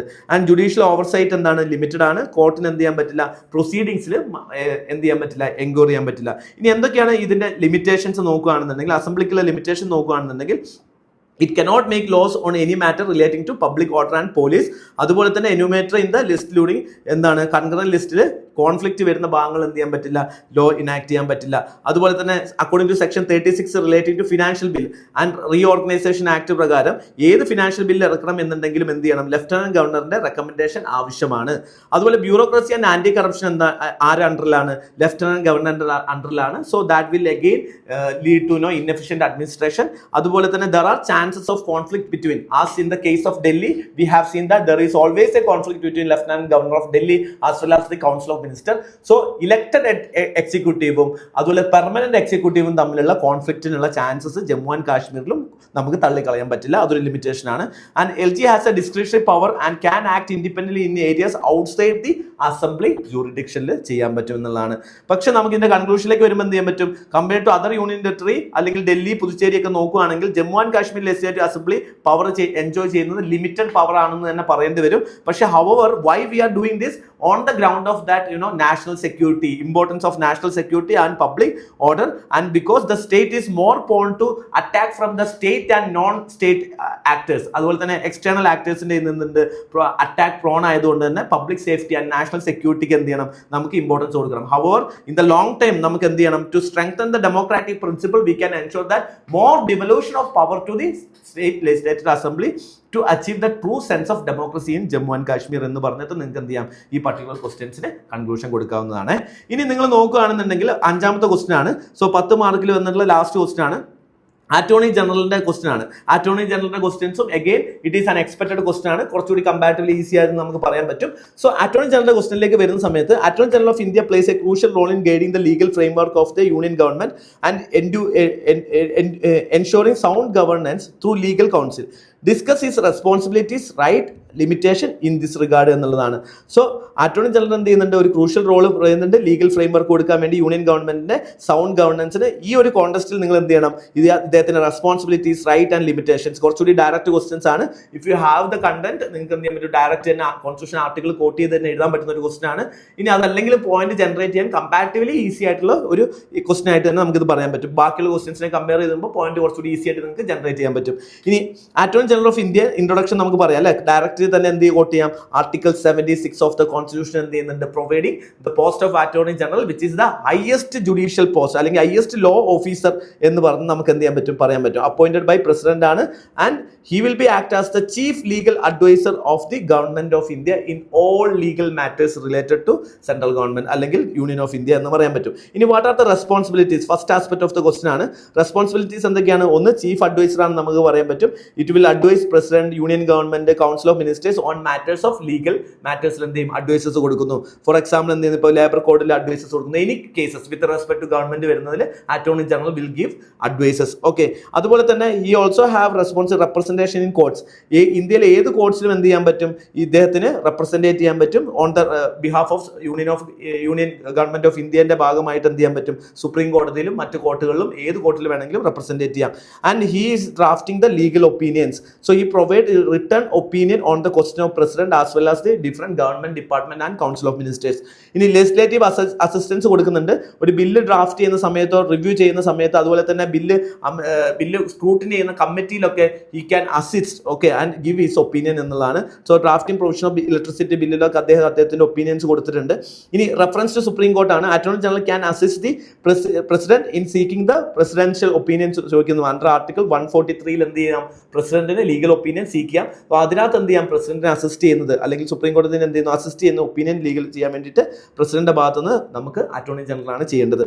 ഇനി റൈറ്റ്സ് ഒക്കെ എന്തൊക്കെ റൈറ്റ്സ് ആണ് അറ്റോർണി ജനറലിന് ഇത് ഫെസിലിറ്റേറ്റ് ചെയ്യാൻ വേണ്ടിയിട്ട് കൊടുത്തിരിക്കുന്നത് നോക്കാം. ഒന്ന് റൈറ്റ് ടു അഡ്വൈസ് എന്നുള്ളതാണ്. സോ ഈ can give legal advice to president, union government, അതുപോലെ തന്നെ കൗൺസിൽ ഓഫ് മിനിസ്റ്റേഴ്സ്. അതുപോലെ റൈറ്റ് ടു ബി ഓഡിയൻസ് ആണ്. ഇദ്ദേഹത്തിന് എന്ത് ചെയ്യാം, attorney general can has the right to audience in all court in India.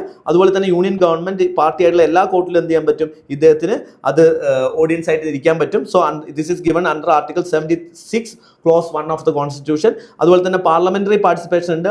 അദ്ദേഹത്തിന് എന്ത് ചെയ്യാം, പാർലമെന്ററി പ്രൊസീഡിങ്സിൽ പാർട്ടിസിപ്പേറ്റ് ചെയ്യാൻ പറ്റും എന്നുള്ളതാണ്. ഓക്കെ, അതേപോലെ തന്നെ ജോയിന്റ് സിറ്റിംഗിൽ ഇരിക്കാം, പാർലമെന്ററി കമ്മിറ്റീസിൽ ഇരിക്കാം. ഇതൊക്കെ അദ്ദേഹത്തിനുള്ള റൈറ്റ് ആണ്. ഇനി അപ്രൂവ് കണ്ടംപ്റ്റ് ഓഫ് കോർട്ടാണ്. കണ്ടംപ്റ്റ് ഓഫ് കോർട്ടിന്റെ കേസസ് വരുമ്പോൾ വെൻ ദ പബ്ലിക് എന്ത് ചെയ്യുന്നു, കണ്ടംപ്റ്റ് ഓഫ് കോർട്ട് ഫയൽ ചെയ്യണമെങ്കിൽ വൺ റൂട്ട് എന്താണ്, അത് direct through the attorney general approve ചെയ്ത് കഴിഞ്ഞാൽ മാത്രമേ എന്ത് ചെയ്യാൻ പറ്റുള്ളൂ, ഇത് കൊടുക്കാൻ പറ്റുള്ളൂ. ആൻഡ് ഈ എൻറ്റൈറ്റിൽ ടു സാലറി അലവൻസ് അതുപോലെ തന്നെ എന്ത് ചെയ്യുന്നു, ഈ കിട്ടാൻ അദ്ദേഹത്തിന് റൈറ്റ്സ് ഉണ്ട്. സോ ലിമിറ്റേഷൻ ഓഫ് റോൾ എന്ന് പറഞ്ഞു കഴിഞ്ഞാൽ ഇൻഡിപെൻഡൻസിന്റെ റോൾ എന്നുള്ളതാണ് ഏറ്റവും ഇമ്പോർട്ടന്റ് ആയുള്ള പ്രശ്നം. ആൻഡ് ഈ should not advise or hold brief against the government of ഇന്ത്യക്കെതിരെ ഒന്നും പറയാൻ പറ്റില്ല. And no appearance in criminal practices without the government approval. So ഗവൺമെന്റിന്റെ അപ്രൂവൽ ഉണ്ട് എന്നുണ്ടെങ്കിൽ ഇദ്ദേഹത്തിന് എന്ത് ചെയ്യാൻ പറ്റും, ഇവരെ നമുക്ക് ക്രിമിനൽ പ്രാക്ടീസസ് ചെയ്യുന്നതിൽ യാതൊരുവിധ തടസ്സവും കോൺസ്റ്റിറ്റ്യൂഷൻ പറയുന്നില്ല എന്നുള്ള കാര്യം കൂടി നിങ്ങൾ ഓർത്തിരിക്കുക. ഓക്കെ, സോ റീസെന്റ് എക്സാമ്പിൾസ് ഉണ്ട്. എന്ത് attorney general India criminal case പ്രൊസീഡിങ്സിന് വേണ്ടിയിട്ട് അപ്പിയർ ചെയ്തിട്ടുള്ള കേസസ് ഉണ്ട്, അമിത്ഷാന്റെ മോനുമായിട്ട് ബന്ധപ്പെട്ട കേസുകളൊക്കെ. അപ്പം ഇതുപോലെയുള്ള സാധനങ്ങളൊക്കെ എന്ത് ചെയ്യാം, വേണമെങ്കിൽ ചെയ്യാം. അതുപോലെ തന്നെ റിമൂവലിന്റെ കാര്യത്തിൽ നിങ്ങൾ നോക്കുകയാണെങ്കിൽ റിമൂവൽ പ്രൊസീജിയർ നിങ്ങൾ നോക്കുകയാണെങ്കിൽ removal procedure is not mention in the constitution. അത് കാരണം എന്താണ്, he is holding the office in the pleasure of the president എന്നുള്ളതാണ് പറഞ്ഞിട്ടുള്ളത്. ടെനോർ എന്താണ്, tenure she hold office under the pleasure of the president ആണ്, അല്ലാതെ എന്ത് ചെയ്തില്ല, അവർ ടെനോർ പറഞ്ഞിട്ടില്ല. And no bar on the private practices. Private ആയിട്ട് അറ്റോർണി ജനറൽ എന്ത് ചെയ്യാം, പ്രാക്ടീസ് ചെയ്യുന്നതിന് യാതൊരു പ്രോബ്ലം ഇല്ല. So that will lead to A conflict between private interest and government interest. അപ്പോൾ ആ രീതിയിലുള്ള പ്രോബ്ലംസ് ഉണ്ട്. പക്ഷേ if the government is a party to case എന്ത് ചെയ്യാൻ വരുമ്പം എന്ത് ചെയ്യാൻ പറ്റില്ല, പ്രൈവറ്റിന്റെ കൂടെ പ്രാക്ടീസ് ചെയ്യാൻ പറ്റില്ല എന്നുള്ളതുണ്ട്.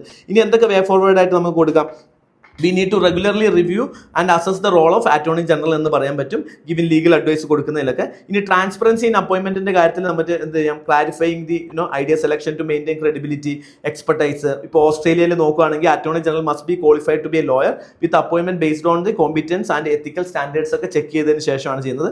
V need to ensure capacity building എന്ത് ചെയ്യാൻ പറ്റും, attorney general with robust legal teams ഉള്ള കൊടുക്കാം. അതുപോലെ തന്നെ research teams, efficient supporting staff വേണം ഫോർ ദ വർക്ക് ലോഡ് ഒക്കെ ഹാൻഡിൽ ചെയ്യാൻ വേണ്ടിയിട്ട്. And we also need to ensure public awareness കൊടുക്കുക എന്നുള്ളതാണ് ചെയ്യേണ്ടത്. ഇനി attorney general of India as the chief legal adviser must balance expertise and independence adopting the UK model of qualified impartial ages under the parliamentary നമുക്ക് എന്ത് ചെയ്യാൻ പറ്റും, parliamentary scrutiny നമുക്ക് ensure ചെയ്യാന്നുള്ളതാണ്. ഇത്രയും ക്വസ്റ്റ്യൻസ് ആണ് എന്ത് 10 മാർക്കിൽ നിന്ന് ചോദിച്ചത്. ഇനി അങ്ങോട്ട് 15 മാർക്കിന്റെ ക്വസ്റ്റൻ ആണ്, ഇത് 11th ക്വസ്റ്റൻ ആണ് basically. So 15th marker questions നോക്കുകയാണെന്നുണ്ടെങ്കിൽ എഗെയിൻ ക്വസ്റ്റ്യൻ എന്താണ്, ലെങ്തി ക്വസ്റ്റ്യൻസ് ആണ്. ഫ്രെയിം ചെയ്യാനും പെട്ടെന്ന് ചിലപ്പോൾ പോയിന്റ്സ് ജനറേറ്റ് ചെയ്യാനും ഡിഫിക്കൽട്ടി വന്നേക്കാം. സോ ക്വസ്റ്റ്യൻ പറയുന്നത് കോൺസ്റ്റിറ്റ്യൂഷണൽ മൊറാലിറ്റിയെ പറ്റിയുള്ള ക്വസ്റ്റൻ ആണ്. സോ കോൺസ്റ്റിറ്റ്യൂഷണൽ മൊറാലിറ്റിയെ പറ്റി എല്ലാവരും പഠിച്ചിട്ടായിരിക്കും പോയിട്ടുണ്ടാവുക. UPSC പഠിക്കുന്ന പോളിറ്റി പഠിച്ച എല്ലാവർക്കും കോൺസ്റ്റിറ്റ്യൂഷണൽ മൊറാലിറ്റി എന്താണെന്ന് അറിഞ്ഞിരിക്കണം. So constitutional morality is the fulcrum which act as a essential checks upon the high functionaries and citizen alike. In the view of the above observation of the Supreme Court, Supreme Court observation ആണ് മേലെ കൊടുത്തത്. Explain the concept of constitutional morality. First part, constitutional morality എന്താണെന്നുള്ളത് explain ചെയ്യാം. And it is application to ensure balance between judicial independence and judicial accountability. So ഇതിന്റെ application എങ്ങനെയാണ് judicial ഇൻഡിപെൻഡൻസും അതേപോലെ തന്നെ judicial അക്കൗണ്ടബിലിറ്റിയും എൻഷുർ ചെയ്യാൻ പറ്റുക എന്നുള്ളത്. So there are various criticism against the Supreme Court even from the side of government or the even the attorney general ഒക്കെ എന്ത് ചെയ്ത് പണ്ട് പറഞ്ഞിട്ടുണ്ട്, എന്താണ് എന്താണ് സുപ്രീം കോടതി by citing the judicial independence ഇത് എന്ത് ചെയ്യുന്നുണ്ട്, ഇതിന്റെ അക്കൗണ്ടബിലിറ്റി ഫംഗ്ഷൻ എന്ത് ചെയ്യുന്നു, കുറയ്ക്കുന്നു എന്നുള്ളത് അതൊരു തെറ്റായ പ്രാക്ടീസസ് എന്ന് പറഞ്ഞ ക്രിറ്റിസിസങ്ങളൊക്കെ ഉണ്ടായിട്ടുണ്ട്. സോ ഇവിടെ നമുക്ക് എഴുതുമ്പം നമുക്ക് എന്ത് ചെയ്യാം, ഇവിടെ ഫസ്റ്റ് ആയിട്ട് നമുക്ക് ഇൻട്രൊഡക്ഷൻ കൊടുക്കുന്ന സമയത്ത് എവിടെ നിന്നൊക്കെയാണ് കോൺസ്റ്റിറ്റ്യൂഷണൽ മൊറാലിറ്റി എന്ന് പറയുന്ന ഒരു കോൺസെപ്റ്റ് എമർജ് ചെയ്തത്. അപ്പോൾ constitutional morality as A concept emerge in long back around 2016-17 ആ പീരീഡിലൊക്കെ ഇപ്പം ശബരിമല കേസസിൽ സുപ്രീം കോടതി പറഞ്ഞിട്ടുണ്ട്, ശക്തിവാഹിനി കേസിൽ സുപ്രീം കോടതി പറഞ്ഞിട്ടുണ്ട്, അതുപോലെ തന്നെ NCT Delhi union of government Navtej Singh Johar കേസിൽ സുപ്രീം കോടതി പറഞ്ഞിട്ടുണ്ട്. So all these cases supreme കോടതി cited that we should ensure a constitutional morality in the present society. So there are two type of morality. One is constitutional morality and communal morality. So Supreme Court in multiple cases said that constitutional morality should override the communal morality. Communal morality എന്ത് ചെയ്യാം, maybe comes with conflict with the judicial അല്ലെങ്കിൽ constitution ആയിട്ട് എന്ത് ചെയ്യാൻ പറ്റും, conflict വരാം എന്നുള്ളതാണ്. ഇനി എന്താണ് constitutional morality? Constitutional morality means morality refers to adherence to core principles and values of the constitution. എന്താണ്? Rule of law, liberty, equality, fraternity, അതുപോലെ തന്നെ റെസ്പെക്ട് ടു കോൺസ്റ്റിറ്റ്യൂഷണൽ ഇൻസ്റ്റിറ്റ്യൂഷൻസ്, ഇതൊക്കെ എന്താണ് കോൺസ്റ്റിറ്റ്യൂഷണൽ മൊറാലിറ്റിന്റെ ഭാഗമാണ്. സോ കോൺസ്റ്റിറ്റ്യൂഷൻ എന്താണ്? Not a legal document but it reflect the shared values and aspiration of society ആണ് constitutional morality എന്ന് പറയുന്നത്. And should be implemented and interpreted based on this values and principles. എപ്പോഴും നമ്മൾ എന്ത് ചെയ്യണം, ഏത് ലോസ് ഇംപ്ലിമെന്റ് ചെയ്യുന്ന സമയത്തും we should ensure that constitutional morality complete ആയിട്ട് നമ്മൾ എൻഷുർ ചെയ്തു എന്നുള്ള രീതിയിൽ നമുക്ക് എഴുതണം. ഇനി ജുഡീഷ്യൽ ഇൻഡിപെൻഡൻസും ജുഡീഷ്യൽ അക്കൗണ്ടബിലിറ്റി എന്താണെന്ന് ജസ്റ്റ് ഒന്ന് ഡിഫൈൻ ചെയ്തിട്ടുണ്ട്. നിങ്ങൾക്ക് അത് വേണമെങ്കിൽ ഒരു പാരഗ്രാഫ് ആയിട്ട് രണ്ടും കമ്പൈൻ ചെയ്തിട്ട് ഒരു ട്രാൻസിഷൻ പോലെ എഴുതാം. ബിഫോർ വി അല്ലെങ്കിൽ അതിന്റെ സിഗ്നിഫിക്കൻസ് എന്താണെന്നുള്ളത് ഒരു ഹബ് ആൻഡ് സ്പോക്ക് വീൽ പോലെ രണ്ട് ഭാഗത്ത് വരച്ച് എഴുതുകയാണെന്നുണ്ടെങ്കിൽ ബെറ്റർ പ്രസന്റേഷൻ ആയിരിക്കും. അപ്പം എന്താണ് ഈ റെലവൻസ് ഓഫ് ജുഡീഷ്യൽ ഇൻഡിപെൻഡൻസ് ആണ്? It is vital for the rule of law and impartiality ensure ചെയ്യാൻ വേണ്ടിയിട്ട് and to protect through the provisions like article 124, അതുപോലെ തന്നെ 147 ഒക്കെ, അതുപോലെ തന്നെ സെക്യൂരിറ്റി ഓഫ് ടെനോർ അപ്പോയിന്റ്മെന്റ് ഒക്കെ പ്രൊട്ടക്ട് ചെയ്യണം. And maintain the checks and balance between different organs of the state maintain ചെയ്യണം എന്നുണ്ടെങ്കിൽ നമുക്ക് എന്ത് വേണം? ജുഡീഷ്യൽ ഇൻഡിപെൻഡൻസ് വേണം എന്ന് നമുക്ക് പറയാൻ പറ്റും. അതുപോലെ തന്നെ ജുഡീഷ്യൽ അക്കൗണ്ടബിലിറ്റിന്റെ ഇതെന്താണ്? ജുഡീഷ്യൽ ഇൻഡിപെൻഡൻസ് നമ്മൾ എക്സ്പ്ലോർ ചെയ്യുമ്പോൾ സമയം തന്നെ അതിന്റെ പ്രിവിലേജസ് അനുഭവിക്കുമ്പോൾ തന്നെ we need to be accountable to judicial should be answerable to the constitution as well as the people of India എന്നുള്ളത് നമുക്ക് ഓർക്കണം. അതുപോലെ തന്നെ എൻഷുർഡ് ബൈ ജുഡീഷ്യൽ എന്താണ്? റിവ്യൂസ് എൻഷുർ ചെയ്യണം. ഇംപീച്ച്മെന്റ് അണ്ടർ ആർട്ടിക്കിൾ 124 ഒക്കെ എന്ത് ചെയ്യണം? വേണം എന്നുണ്ടെങ്കിൽ ജുഡീഷ്യൽ അക്കൗണ്ടബിലിറ്റി എൻഷുർ ചെയ്യുന്നുണ്ട്. അതുപോലെ തന്നെ ensuring interpretation of laws as per the constitutional വാല്യൂസിന്റെ പ്രകാരമായിരിക്കണം. ഇതൊക്കെ അല്ലെങ്കിൽ ജുഡീഷ്യറി വാല്യൂസ് നോക്കി പോകണമെന്നുണ്ടെങ്കിൽ ജുഡീഷ്യൽ ഷുഡ് ബി അക്കൗണ്ടബിൾ എന്നുള്ളതാണ്. സോ കോൺസ്റ്റിറ്റ്യൂഷണൽ മൊറാലിറ്റി എങ്ങനെയാണ്? Ensure judges act with integrity, avoiding arbitration, overreach ഒക്കെ എങ്ങനെ ചെയ്യാം എന്നുള്ളതാണ്. ഇനി application of constitutional morality in balancing judicial independence and accountability ആണ് first part of the second part of the question ആണ്. So ഇവിടെ നമുക്ക് എങ്ങനെയൊക്കെയാണ് ജുഡീഷ്യൽ അക്കൗണ്ടബിലിറ്റി കൊണ്ടുവരാൻ പറ്റുക എന്നുള്ളതിനാണ് നമ്മൾ എന്ത് ചെയ്തത്, സെക്കൻഡ് പാർട്ടിലേക്ക് ആൻസറിലേക്ക് എഴുതേണ്ടത്. അപ്പോൾ നിങ്ങൾക്ക് ഇവിടെ പോയിന്റ്സ് ആയിട്ട് ജനറേറ്റ് ചെയ്യാം. ഒന്നാമത്തെ കാര്യത്തിൽ നമുക്ക് ജുഡീഷ്യൽ അപ്പോയിന്റ്മെന്റിന്റെ കാര്യം പറയാം അല്ലേ. സോ ജുഡീഷ്യൽ അപ്പോയിന്റ്മെന്റ് കാര്യത്തിൽ ഇപ്പൊ എന്താണ് ചെയ്തിരിക്കുന്നത്? ഇപ്പം പോസ്റ്റ് NJC ജഡ്ജ്മെന്റ് നോക്കുകയാണെന്നുണ്ടെങ്കിൽ court emphasise the independence but the constitutional morality require reform to infuse transparency and accountability in the collegium functions. So with respect to judicial function appointment, now judiciary has a major upper hand, but the problem is that because of judicial appointment system and the base ചെയ്ത് വരുന്ന സമയത്ത് there is lack of transparency. അപ്പം അവിടെ lack of accountability എന്ത് ചെയ്യുന്നുണ്ട്? ജുഡീഷ്യറിയിൽ വരുന്നുണ്ട്. So to ensure judicial accountability വേണം എന്നുണ്ടെങ്കിൽ ആ അപ്പോയിന്റ്മെന്റിൽ എന്ത് ചെയ്യണം? കോൺസ്റ്റിറ്റ്യൂഷണൽ മൊറാലിറ്റി ഓഫ് ട്രാൻസ്പെറൻസി നമുക്ക് എൻഷുർ ചെയ്യാൻ വേണ്ടിയിട്ട് ജുഡീഷ്യൽ അപ്പോയിന്റ്മെന്റിൽ വെച്ചിട്ട് നമുക്ക് എന്ത് ചെയ്യാൻ പറ്റും? NJC പോലെയുള്ള ഒരു mechanism where checks and balance are ensure ചെയ്യുകയാണെന്നുണ്ടെങ്കിൽ നമുക്ക് കുറച്ചുകൂടി ഈസി ആയിട്ട് ചെയ്യാൻ പറ്റും. അതുപോലെ തന്നെ judicial review and overreach നോക്കുകയാണെന്നുണ്ടെങ്കിൽ നമുക്ക് ഫോർ എക്സാമ്പിൾ ജുഡീഷ്യൽ ആക്ടിവിസം ഉണ്ട്, അതുപോലെ തന്നെ ജുഡീഷ്യൽ ഓവർ റീച്ചും ഉണ്ട്. So we should be deferred from judicial activism and judicial overreach. So activism നമുക്ക് എന്ത് ചെയ്യാം? അക്കോമഡേറ്റ് ചെയ്യാം. പക്ഷേ judiciary should ensure that judiciary never be an overreach എന്നുള്ളത്. So that will ensure a complete harmony between different social എന്ത് ചെയ്യാൻ പറ്റും? Organs of the government ആയിട്ട് നമുക്ക് എൻഷുർ ചെയ്യാൻ പറ്റും. സോ ജുഡീഷ്യറി എന്താണ്? Restrained judiciary never should step in to the shoes of executive or legislation, which recent examples you can say that with respect to extending special marriage act to LGBT community, Supreme Court said that it is the domain of legislator so this is here supreme കോടതി എന്താണ് ചെയ്തിട്ടുള്ളത്? Supreme കോടതി ലെജിസ്ലേറ്ററിന്റെ ഡൊമൈനിലേക്ക് step in ചെയ്യാതിരിക്കുകയാണ് ചെയ്തിട്ടുള്ളത്. So ensuring the act of judicial restraint നമുക്ക് ഇവിടെ പറയാൻ പറ്റും. അതുപോലെ തന്നെ കണ്ടംപ്റ്റ് ഓഫ് കോർട്ട് പ്രൊസീജിയറിൽ കണ്ടംപ്റ്റ് കോർട്ട് പവർ എൻഷുർ ചെയ്യുന്ന സമയത്ത് ജുഡീഷ്യറി എന്ത് ചെയ്യണം? ഇൻഡിപെൻഡൻസിന് മാത്രമല്ല, കോൺസ്റ്റിറ്റ്യൂഷണൽ മൊറാലിറ്റി എന്ത് ചെയ്യണം? എൻഷുർ ചെയ്യണം. Safeguarding the judicial independence while keeping the judiciary accountable to democratic ethos through restraints and proportionality. Even bona fide ക്രിറ്റിസിസത്തിന് എന്ത് ചെയ്യാൻ പാടില്ല? ജുഡീഷ്യറി ഒരിക്കലും എന്ത് ചെയ്യാൻ പാടില്ല? കണ്ടംപ്റ്റ് ഓഫ് കോർട്ട് ചാർജ് ചെയ്യാൻ പാടില്ല. The recent examples of Prashant Bhushan കേസൊക്കെ നിങ്ങൾക്ക് എന്ത് ചെയ്യാൻ പറ്റും? ഇവിടെ കോട്ട് ചെയ്യാൻ പറ്റും. അതുപോലെ തന്നെ സെപ്പറേഷൻ ഓഫ് പവർ എന്ത് ചെയ്യാം? Article 50 of the constitution provide for separation of power. So 50 എന്ത് ചെയ്യുന്നു? ഈ സെപ്പറേഷൻ ഓഫ് പവർ എൻഷുർ ചെയ്യണം എന്നുണ്ടെങ്കിൽ നമുക്ക് കോൺസ്റ്റിറ്റ്യൂഷണൽ മൊറാലിറ്റി എൻഷുർ ചെയ്ത് കഴിഞ്ഞാൽ ഈ separation of power judicial freedom പറയാൻ പറ്റുള്ളൂ എന്ന് പറയാം. ഇതുപോലെ തന്നെ review petition given under article 137 of the constitution എന്ത് ചെയ്യുന്നുണ്ട്? Morality by allowing judiciary to remain independent in correcting errors. Judiciary എന്ത് ചെയ്യുന്നു? ജുഡീഷ്യറിനെ ഒരു self correcting mechanism by providing article 137 of the constitution. So accountability ensure ചെയ്യാൻ പറ്റും ഇതിലൂടെ. Self correction within the constitution limit possible ആണ് ബൈ ഫോളോയിങ് കോൺസ്റ്റിറ്റ്യൂഷണൽ മൊറാലിറ്റി. അതേപോലെ തന്നെ writ judicial powers under article 32 and 226 of the constitution uphold judicial independence by enable call to protect fundamental rights against executive and legislative encroachment. അതേസമയം തന്നെ constitution എന്ത് ചെയ്യണം? Constitutional morality ensure ചെയ്യണം. Writ should be issued strictly to uphold the constitutional guarantees thereby preventing overreach of the enforcement of executive legislative accountability ഒക്കെ നമുക്ക് ensure ചെയ്യാന്നുള്ള രീതിയിൽ പറയാം. And to ensure public trust by upholding constitutional morality ജുഡീഷ്യറിക്ക് എന്ത് ചെയ്യാൻ പറ്റും? ഇൻഡിപെൻഡൻസും അതേപോലെ തന്നെ അക്കൗണ്ടബിലിറ്റി ബാലൻസ് ചെയ്യാനും that will finally lead to more trust in people trust in judiciary എന്ത് ചെയ്യാൻ പറ്റും? കൂടുതൽ ഇംപ്രൂവ് ചെയ്യാൻ പറ്റും. സോ അങ്ങനെ ട്രസ്റ്റ് കൂടി കഴിഞ്ഞാൽ മാത്രമേ നമുക്ക് എന്ത് ചെയ്യാൻ പറ്റുള്ളൂ? Fairness of the justice ensure ചെയ്യാൻ പറ്റുള്ളൂ എന്നുള്ളതാണ്. So constitutional morality demands that while the judiciary remain insulated from the external pressures and to uphold the rule of law, it must also remain internally accountable ആയിരിക്കണം. അംബേദ്കറിന്റെ words പറയുകയാണെന്നുണ്ടെങ്കിൽ Ambedkar words it is the cement that binds the constitutional institution and ensure democratic stability എന്ന് പറഞ്ഞ് നിങ്ങൾക്ക് എന്ത് ചെയ്യാൻ പറ്റും? ഈ answer conclude ചെയ്യാം. ഈ ആൻസറിന്റെ ഭാഗത്തിലും ഫസ്റ്റ് പാർട്ടിൽ നല്ല രീതിയിൽ നിങ്ങൾക്ക് എന്ത് ചെയ്യാൻ പറ്റും? എഴുതാൻ പറ്റും. സെക്കൻഡ് പാർട്ടിലേക്ക് ചിലപ്പോൾ പോയിന്റ് ജനറേറ്റ് ചെയ്യാൻ വേണ്ടിയിട്ട് ബുദ്ധിമുട്ടുണ്ടാകും. പക്ഷെ എന്ത് ചെയ്യാം? ഈ ബാലൻസിങ് ആംഗിളിൽ വെച്ച് നിങ്ങൾ കോൺസ്റ്റിറ്റ്യൂഷൻ പ്രിൻസിപ്പിൾസ് ഇവിടെ തന്നെ നോക്കുകയാണെന്നുണ്ടെങ്കിൽ നിങ്ങൾക്ക് ഒരുപാട് പോയിന്റ്സ് ഈസി ആയിട്ട് ജനറേറ്റ് ചെയ്യാനും പറ്റും. ഓക്കെ, ഇനി 12th ക്വസ്റ്റ്യനിലേക്ക് വരുന്ന സമയത്ത് Indian constitution has conferred the amending power on the ordinary legislative institution with few procedural hurdles. In view of this statement, examine the procedural and substantive limitations on the amending power of the parliament to change the constitution ആണ് ചോദ്യം ചോദിച്ചത്. അതായത് ഇതിനകത്ത് ചോദ്യം എന്താണ് പറഞ്ഞിട്ടുള്ളത്? Constitution എന്ത് ചെയ്യുന്നുണ്ട്? അമെൻഡിംഗ് പവർ ഓർഡിനറി ലെജിസ്ലേറ്ററിന് എന്ത് ചെയ്യുന്നുണ്ട്? കൊടുത്തിട്ടുണ്ട്. വിത്ത് കുറച്ച് പ്രൊസീജിയർ ഹഡിൽസ് മാത്രമേ ഉള്ളൂ. പക്ഷേ നിങ്ങൾ നോക്കുകയാണെന്നുണ്ടെങ്കിൽ procedure and substantial limitation on the amending power of the parliament to change constitution എന്താണ് എത്രത്തോളം ഉണ്ട് എന്നുള്ളതാണ് നിങ്ങൾ ഇവിടെ ചെക്ക് ചെയ്യേണ്ടത്. ഇനിയിപ്പോൾ നിങ്ങൾ നോക്കുകയാണെന്നുണ്ടെങ്കിൽ ഇവിടെ നമുക്ക് എന്ത് ചെയ്യാം? കോൺസ്റ്റിറ്റ്യൂഷന്റെ അമെൻഡബിലിറ്റി ഓഫ് കോൺസ്റ്റിറ്റ്യൂഷൻ അല്ലെങ്കിൽ constitution as A living document എന്നാണ് ഒരു കോൺസെപ്റ്റിലാണ് ഇവിടെ ക്വസ്റ്റ്യൻ വന്നിട്ടുള്ളത്. എത്ര ഈസി ആയിട്ട് ഫ്ലെക്സിബിലിറ്റി ആണ്. കോൺസ്റ്റിറ്റ്യൂഷൻ ഒരു റിജിഡ് ഡോക്യുമെന്റ് ആണോ ഒരു ഫ്ലെക്സിബിൾ ഡോക്യുമെന്റ് ആണോ? എങ്ങനെയാണ് ഹഡിൽസ് നമ്മൾ ക്രിയേറ്റ് ചെയ്തിട്ടുള്ളത് എന്നുള്ളതാണ് ചോദ്യം വരുന്നത്. So as of August 2025 the Indian constitution has been amended 106 times since 1950 എന്നുള്ളതാണ്. So what is significant? Indian constitution സമയത്തിനനുസരിച്ച് എന്ത് ചെയ്യുന്നുണ്ട്? ഇവോൾവ് ചെയ്യുന്നുണ്ട്.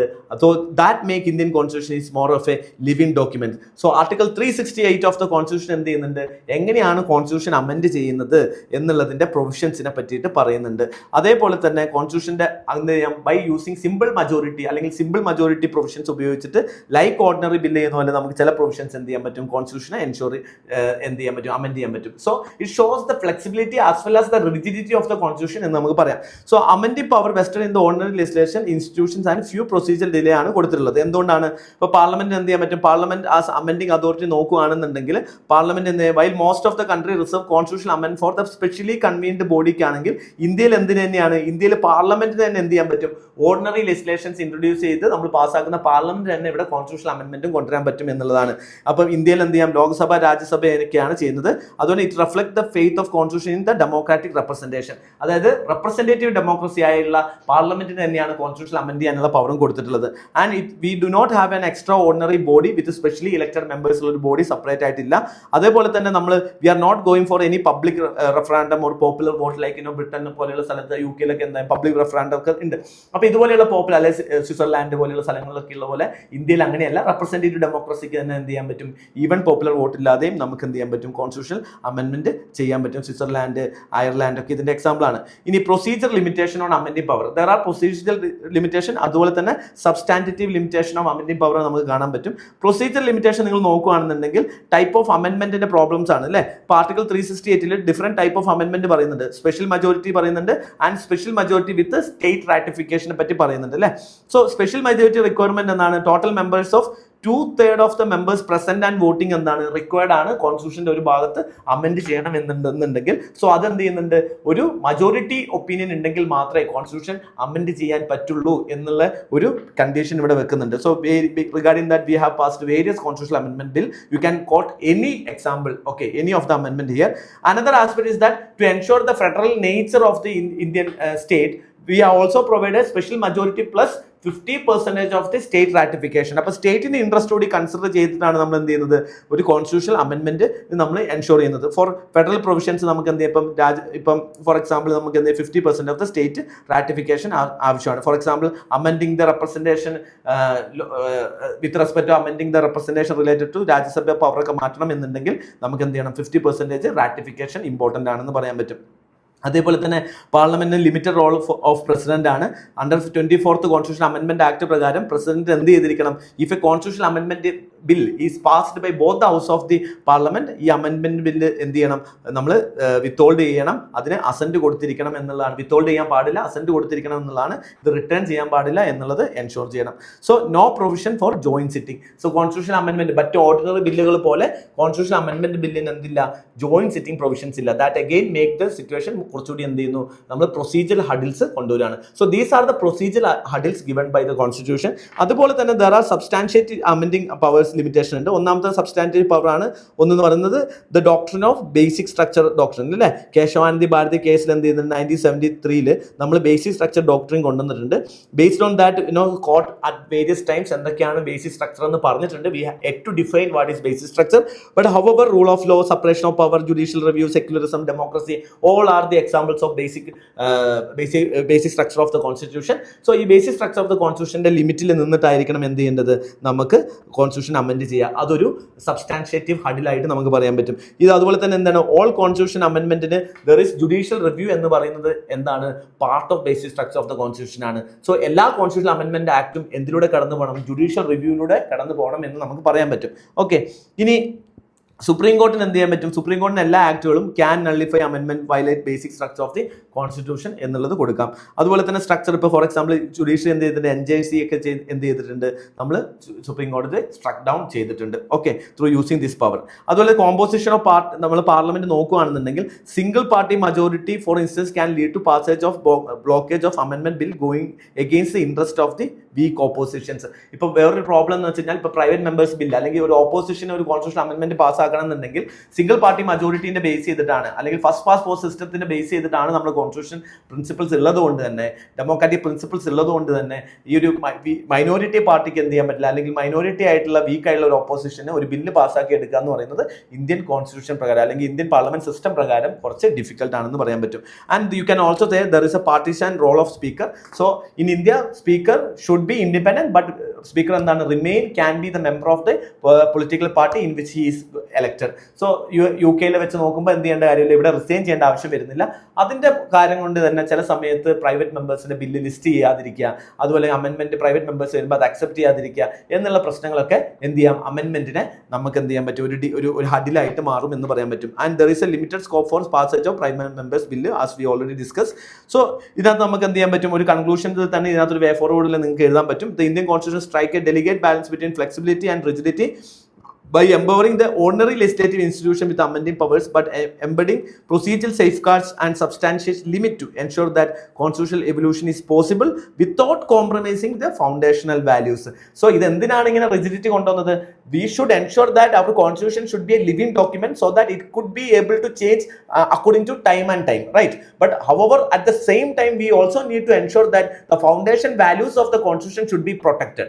സോ ഇതിലൂടെ നമുക്ക് എന്ത് ചെയ്യാൻ പറ്റുന്നുണ്ട്, ഇത് എൻഷുർ ചെയ്യാൻ പറ്റുന്നുണ്ട്. അതിന്റെ ഏറ്റവും വലിയ എക്സാമ്പിൾ ആണ് the judicial innovation of basic structure of the constitution എന്ന് പറഞ്ഞിട്ട് നമുക്ക് എന്ത് ചെയ്യാൻ പറ്റും, or basic structure of the constitution act as a firewall to our Indian constitution എന്ന രീതിയിൽ നിങ്ങൾക്ക് ഫൈനലി കൺക്ലൂഡ് ചെയ്യാൻ പറ്റും. Okay. And 13th question with respect to again as I already told, US-നെ റിലേറ്റ് ചെയ്തിട്ട് അല്ലെങ്കിൽ US കോൺസ്റ്റിറ്റ്യൂഷനായുള്ള കമ്പാരിസൺ റിലേറ്റ് ചെയ്തിട്ടുള്ള 2 question ആണ്. ഒന്ന് 10 മാർക്കിന്റെ, അടുത്തത് 15 മാർക്കിന്റെ ആണ്. അപ്പോൾ 2 ക്വസ്റ്റ്യൻ മൊത്തം എന്ത് 25 മാർക്കിനോളം ക്വസ്റ്റ്യൻസ് ഈ ഒരു പർട്ടിക്കുലർ ഏരിയയിൽ നിന്ന് UPSC ഈ വർഷം ചോദിച്ചിട്ടുണ്ട്.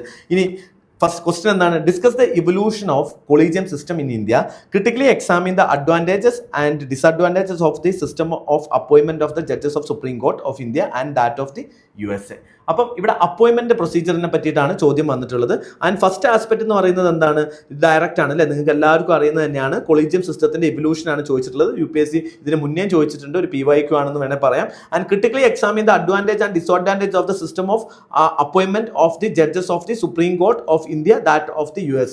സോ അപ്പോയിൻമെന്റിന്റെ കാര്യത്തിൽ എന്തൊക്കെ അഡ്വാൻറ്റേജ് ഉണ്ട്, അതുപോലെ തന്നെ ഡിസഡ്വാൻറ്റേജ് ഉണ്ട് വിത്ത് റെസ്പെക്ട് അപ്പോയിൻമെന്റ് of supreme court judges of India as well as US ആണ് നിങ്ങൾ ഇവിടെ എന്ത് ചെയ്യേണ്ടത്, കമ്പയർ ചെയ്യേണ്ടതെന്ന് പറയാം.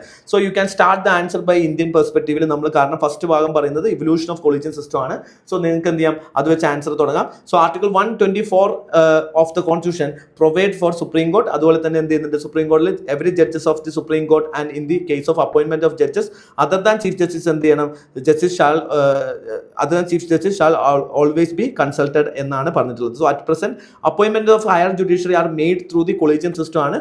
അപ്പോൾ അപ്പോയിൻമെന്റ് പ്രോസസ്സിലൂടെ എന്താണ് ചെയ്യുന്നത്, അപ്പോയിന്റ് ചെയ്യുന്നത് പ്രസിഡന്റ് ആണെന്നുണ്ടെങ്കിലും ദർ ഷുഡ് ബി കൺസൾട്ടേഷൻ എന്ന് പറയുന്ന കാര്യം പറഞ്ഞിട്ടുണ്ട്. സോ ഈ കൺസൾട്ടേഷൻ എന്ന് പറയുന്നത്, ഇത് കൺസൾട്ടേഷൻ എന്ന് പറയുന്നത് കൺകറൻസ് ആണോ എന്നുള്ളതായിരുന്നു basic question. So this is happen because of various incidents where എന്ത് ചെയ്തിട്ടില്ല, സുപ്രീം കോടതിന്റെ കൺസൾട്ടേഷൻ എടുക്കാത്ത രീതിയിൽ, അല്ലെങ്കിൽ സീനിയർ മോസ്റ്റ് ജഡ്ജസിനെ ചീഫ് ജസ്റ്റിസ് ആക്കുന്ന ഒരു പ്രൊസീജിയർ ആയിരുന്നു. പക്ഷേ ഇന്ദിരാഗാന്ധിന്റെ സമയത്ത് എന്ത് ചെയ്തു, ഇത് രണ്ടും സ്ഥലത്ത് ഫോളോ ചെയ്യാതിരുന്ന സമയത്താണ് again this case came up. The first case എന്ന് പറയുന്നത് 1981 വന്ന കേസസ് ആണ്. It is known as first judges case. So നിങ്ങൾക്ക് ഇതൊരു ഇവല്യൂഷൻ പോലെ തന്നെ എന്ത് ചെയ്യാൻ പറ്റും, ഇങ്ങനെ ഒരു ചാർട്ട് പോലെ, ഫ്ലോ ചാർട്ട് പോലെ എഴുതുകയാണെന്നുണ്ടെങ്കിൽ ബെറ്റർ റെപ്രസെന്റഡ് ആയിരിക്കും. സോ നിങ്ങൾക്ക് ഫസ്റ്റ് കേസ് ആണ് SP Gupta case or the first judges cases ആണ്. സോ 1981. സോ ഈ കേസസിന്റെ പ്രകാരം സുപ്രീം കോടതിന്റെ റൂളിംഗ് എന്തായിരുന്നു എന്ന് വെച്ച് കഴിഞ്ഞാൽ, consultation given under article 124 close 2 of the constitution doesn't mean concurrence. That means എന്ത് ചെയ്യാൻ പറ്റും, ഈവൻ കൺസൾട്ടേറ്റ് ചെയ്തതിന് ശേഷം executive can appoint different judges എന്നുള്ളതാണ്. കൺസൾട്ടേഷൻ എന്ന് പറയുന്നത് എന്തല്ല, കൺകറന്റ് അല്ല, ബൈൻഡിങ് അല്ല എന്നുള്ളതാണ്. സോ ഇവിടെ കൂടുതൽ ഫേവറിസം ജുഡീഷ്യൽ ചെയ്തിട്ടുള്ളത് വീണ്ടും എക്സിക്യൂട്ടീവിന് ഫേവർ ആയിട്ടുള്ള രീതിയിലായിരുന്നു ഫസ്റ്റ് ജഡ്ജസ് കേസസ് വന്നിട്ടുണ്ടായിരുന്നത്. Okay.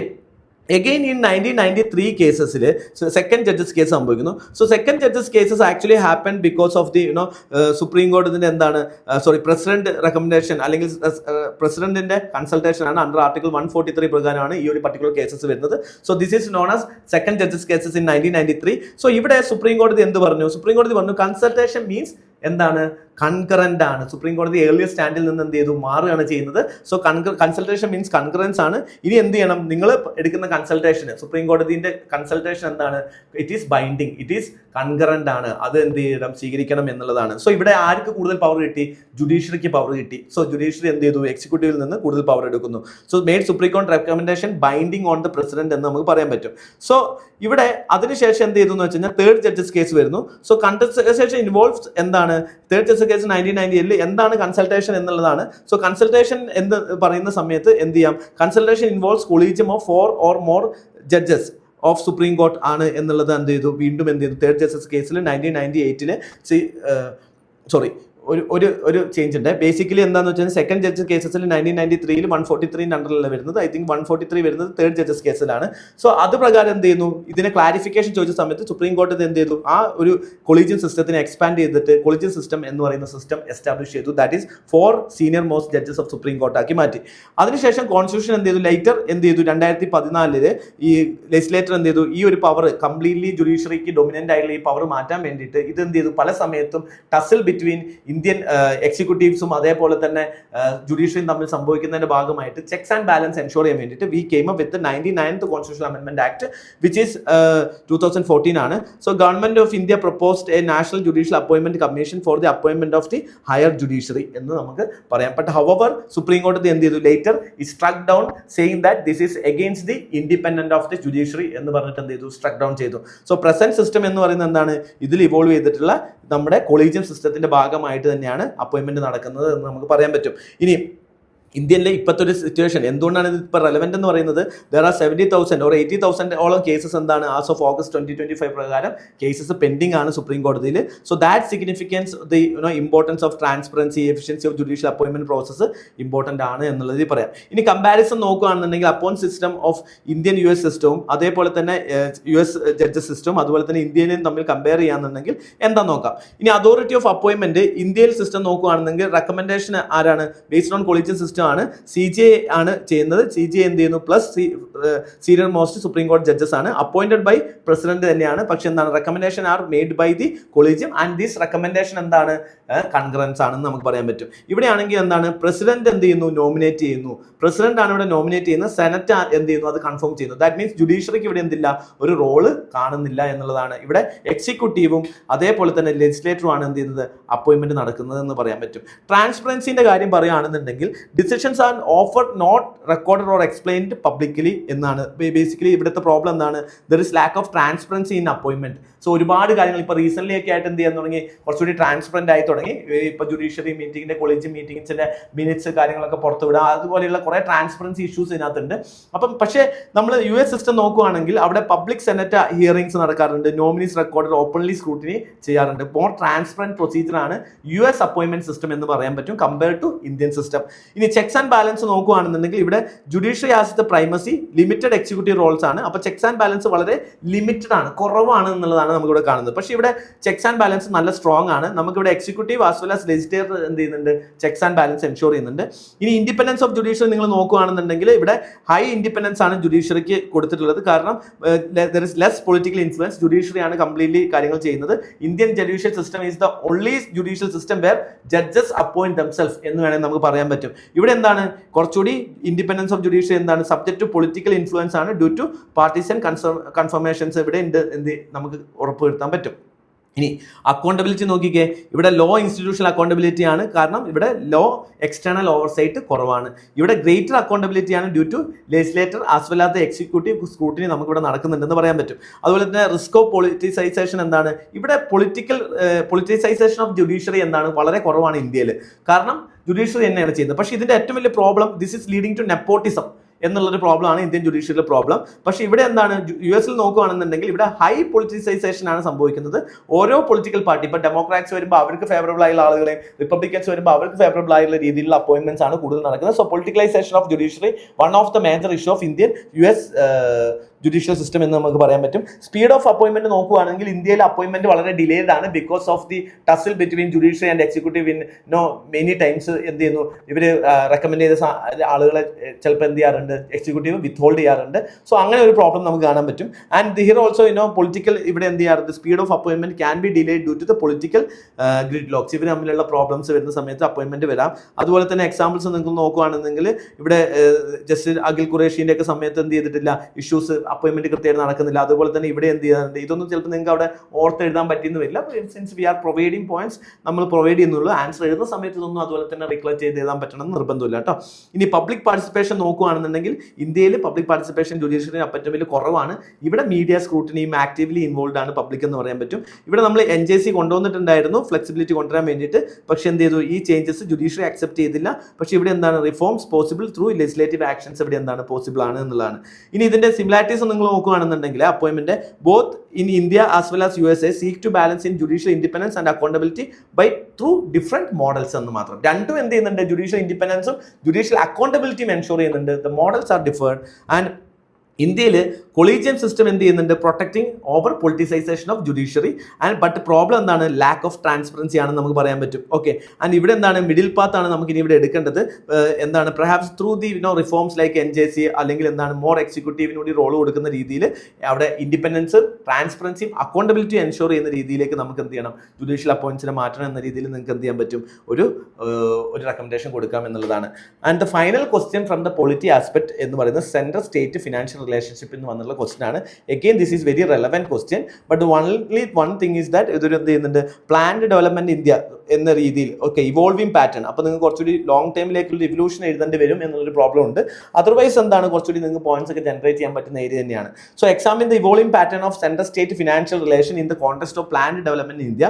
How far have the recent reforms impacted the fiscal federalism in India. So first aspect എന്താണ്, evolution of federal financial system ആണ്. സെക്കൻഡ് ആസ്പെക്റ്റിലേക്ക് വരുമ്പോൾ ഈ റീസെന്റ് റിഫോംസ് എങ്ങനെയാണ് ഇന്ത്യൻ ഫിസിക്കൽ ഫെഡറലിസത്തിനെ ഇമ്പാക്ട് ചെയ്തിരിക്കുന്നത് എന്നുള്ള രീതിയിൽ എഴുതാം. So positive as well as negative aspects എന്ത് ചെയ്യണം, നിങ്ങൾ ഇവിടെ എഴുതണം എന്നുള്ളതാണ് കേട്ടോ.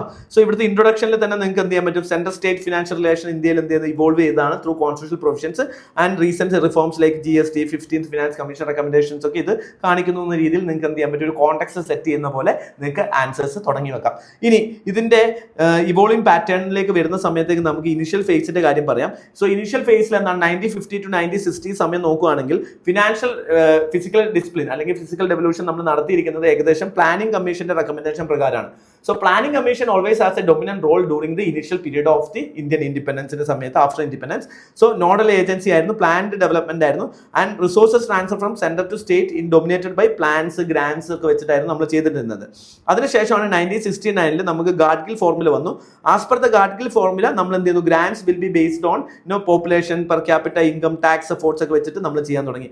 ഇനി ലൈറ്റർ സെക്കൻഡ് ഫേസ് എന്ന് പറയുന്നത് കൺസോളിഡേഷൻ ഫേസ് എന്ന് പറയാൻ പറ്റും. ദാറ്റ് ഈസ് 1970 to 1980 പീരീഡ് ആണ്. ഇവിടെ സെൻട്രലി സ്പോൺസേർഡ് സ്കീംസിന്റെ റോൾസ് ഭയങ്കരമായിട്ട് കൂടുന്നു. സോ സെൻട്രലി സ്പോൺസേർഡ് സ്കീംസ് കൂടുന്നു, അതുപോലെ തന്നെ ഇൻക്രീസ്ഡ് സെന്റേഴ്സ് ഡിസ്ക്രിഷണറി കൺട്രോൾ എന്താണ് ഇവിടെ ഫണ്ടിങ്ങിൽ കൂടുതലായിട്ട് വരുന്നു. അപ്പം സെൻട്രലിന്റെ ഇൻഫ്ലുവൻസ് ഓൺ സ്റ്റേറ്റ് ഫിനാൻഷ്യൽ പ്രൊഡൻസിന്റെ കാര്യത്തിൽ എന്ത് ചെയ്യുന്നു, കൂടി വരുന്നതായിട്ട് ഈ സമയത്ത് കാണാൻ പറ്റും. ആൻഡ് എന്താണ്, ദർ ഇസ് എ ടെൻഡൻസി, നിങ്ങൾക്ക് അറിയാം ആ ഒരു പീരീഡ് 70 സെൻട്രലൈസേഷൻ ടെൻഡൻസി ആണ്.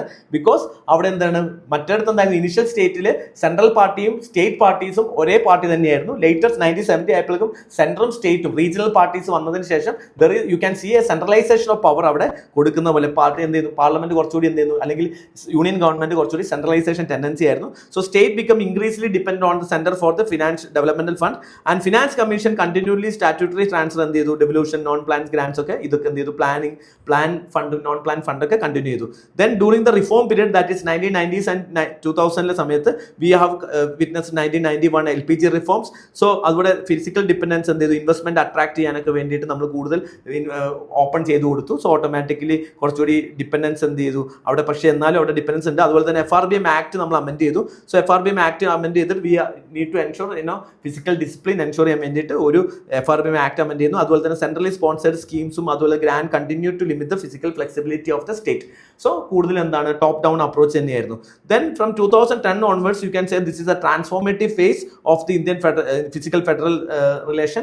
സോ ഇവിടെ നിങ്ങൾ നോക്കുകയാണെന്നുണ്ടെങ്കിൽ റീസെന്റ് അല്ലെങ്കിൽ 15th ഫിനാൻസ് കമ്മീഷൻ അല്ലെങ്കിൽ 14th ഫിനാൻസ് കമ്മീഷൻ തന്നെ ഇമ്മീഡിയറ്റ്ലി എന്ത് ചെയ്തു, 42% ഡെവല്യൂഷൻ കൂട്ടി. And 50th finance commission reduce to 41%. But however അതെന്താണ്, ജമ്മു ആൻഡ് കാശ്മീർ എന്ന് പറഞ്ഞ സ്റ്റേറ്റ് അവിടെ നിന്ന് ഇല്ലാതായതുകൊണ്ടാണ്. സോ ഹവർ എന്ത് ചെയ്യുന്നു, ഹയർ ഡെവല്യൂഷൻ എന്ത് ചെയ്തു, സ്റ്റേറ്റ്സിന് കൊടുക്കാൻ തുടങ്ങി. So there is a increasing of fund, ഡെവല്യൂഷന്റെ ഫണ്ട് എന്ത് ചെയ്തു, സ്റ്റേറ്റിന് കൂടുതൽ കൊടുക്കാൻ തുടങ്ങി. So that will help the state എന്ന് നമുക്ക് പറയാൻ പറ്റും. And we abolish the planned fund, planning കമ്മീഷന്റെ റോൾ അബോളിഷ് ചെയ്തിട്ട് we came up with NITI Aayog. There we are trying to provide cooperative federalism and cooperative fiscal federalism ആണ് promote ചെയ്യാൻ തുടങ്ങിയത്. ഇതിന്റെ ഏറ്റവും വലിയ ഉദാഹരണമാണ് GST റിഫോം എന്ന് പറയുന്നത്. So taxation power, state taxation power എന്ത് ചെയ്തു, subsumed under the GST council federal പ്ലാറ്റ്ഫോമിലേക്ക് നമ്മൾ ട്രാൻസ്ഫർ ചെയ്യുന്നു. സോ ഇവിടെ കുറച്ചുകൂടി എന്ത് ചെയ്തു, ഷെയർഡ് ഫിസിക്കൽ പവറിലേക്ക്, ഫിസിക്കൽ പ്രുഡൻസിലേക്കാണ് നമ്മൾ എന്ത് ചെയ്യുന്നത്, കൂടുതൽ ഫോക്കസ് കൊടുക്കുന്നത് എന്ന് പറയാൻ പറ്റും. ഇനി റീസെന്റ് ആയിട്ടുള്ള ചേഞ്ചസ് കൊണ്ടുവന്നിട്ടുള്ള ഇമ്പാക്ട്സുകൾ എന്തൊക്കെയാണെന്നുള്ളതാണ് second part of the question. ഇതിനകത്ത് പോസിറ്റീവ് ഇമ്പാക്റ്റും ഉണ്ട്, അതായത് ഫിസിക്കൽ ഫെഡറലിസത്തിൽ നടത്തിയിട്ടുള്ള റീസെന്റ് ചേഞ്ചസ് റിഫോംസ് കാരണം എന്തൊക്കെ ചേഞ്ചസ് വന്നു. ഇതിനകത്ത് പോസിറ്റീവ് ഇമ്പാക്റ്റും ഉണ്ട്, അതുപോലെ തന്നെ നെഗറ്റീവ് ഇമ്പാക്ട്സും ഉണ്ട്. നമുക്ക് അവിടെ പോസിറ്റീവ് ഇമ്പാക്ട്സ് എന്ത് ചെയ്യാം, ആദ്യം എഴുതാം. പോസിറ്റീവ് ഇമ്പാക്ട്സ് നോക്കുകയാണെന്നുണ്ടെങ്കിൽ one of the positive things that increasing cooperative federalism എന്നുള്ള ഒരു ആസ്പെക്ട് ആണ്. GST കൗൺസിൽ എന്ത് ചെയ്തു, ഇൻസ്റ്റിറ്റ്യൂഷണലൈസ് ചെയ്യുന്നതും ഇതെന്ത് ചെയ്യുന്നു, കോപ്പറേഷൻ. അതായത് ഫോർ എക്സാമ്പിൾ ഇവിടെ neither the state nor the center alone എന്ത് ചെയ്യാൻ പറ്റില്ല, ഒരു ഡിസിഷൻ എടുക്കാൻ പറ്റില്ല. So there need to be a cooperation between the state as well as cooperation between state and centre എന്ന് നമുക്ക് പറയാൻ പറ്റും. സോ ഇറ്റ് എൻഷുർ നമ്മൾ ടാക്സേഷൻ റെജിമിലൊക്കെ കുറച്ചുകൂടി കോപ്പറേഷൻ കൊണ്ടുവരുന്നു. ആൻഡ് ഇക്വിറ്റബിൾ റിസോഴ്സ് ഡിസ്ട്രിബ്യൂഷൻ ആണ്. ഇപ്പോൾ 14th and 15th ഫിനാൻസ് കമ്മീഷനിൽ നമ്മൾ ഡിസ്ട്രിബ്യൂഷൻ ഓഫ് റിസോഴ്സസ് നോക്കുകയാണെങ്കിൽ ഡിവിസിബിൾ പൂളിന്റെ പൂള് എന്ത് ചെയ്തു, 41ലേക്ക് ഇൻക്രീസ് ചെയ്യുകയും ചെയ്തിട്ടുണ്ട്.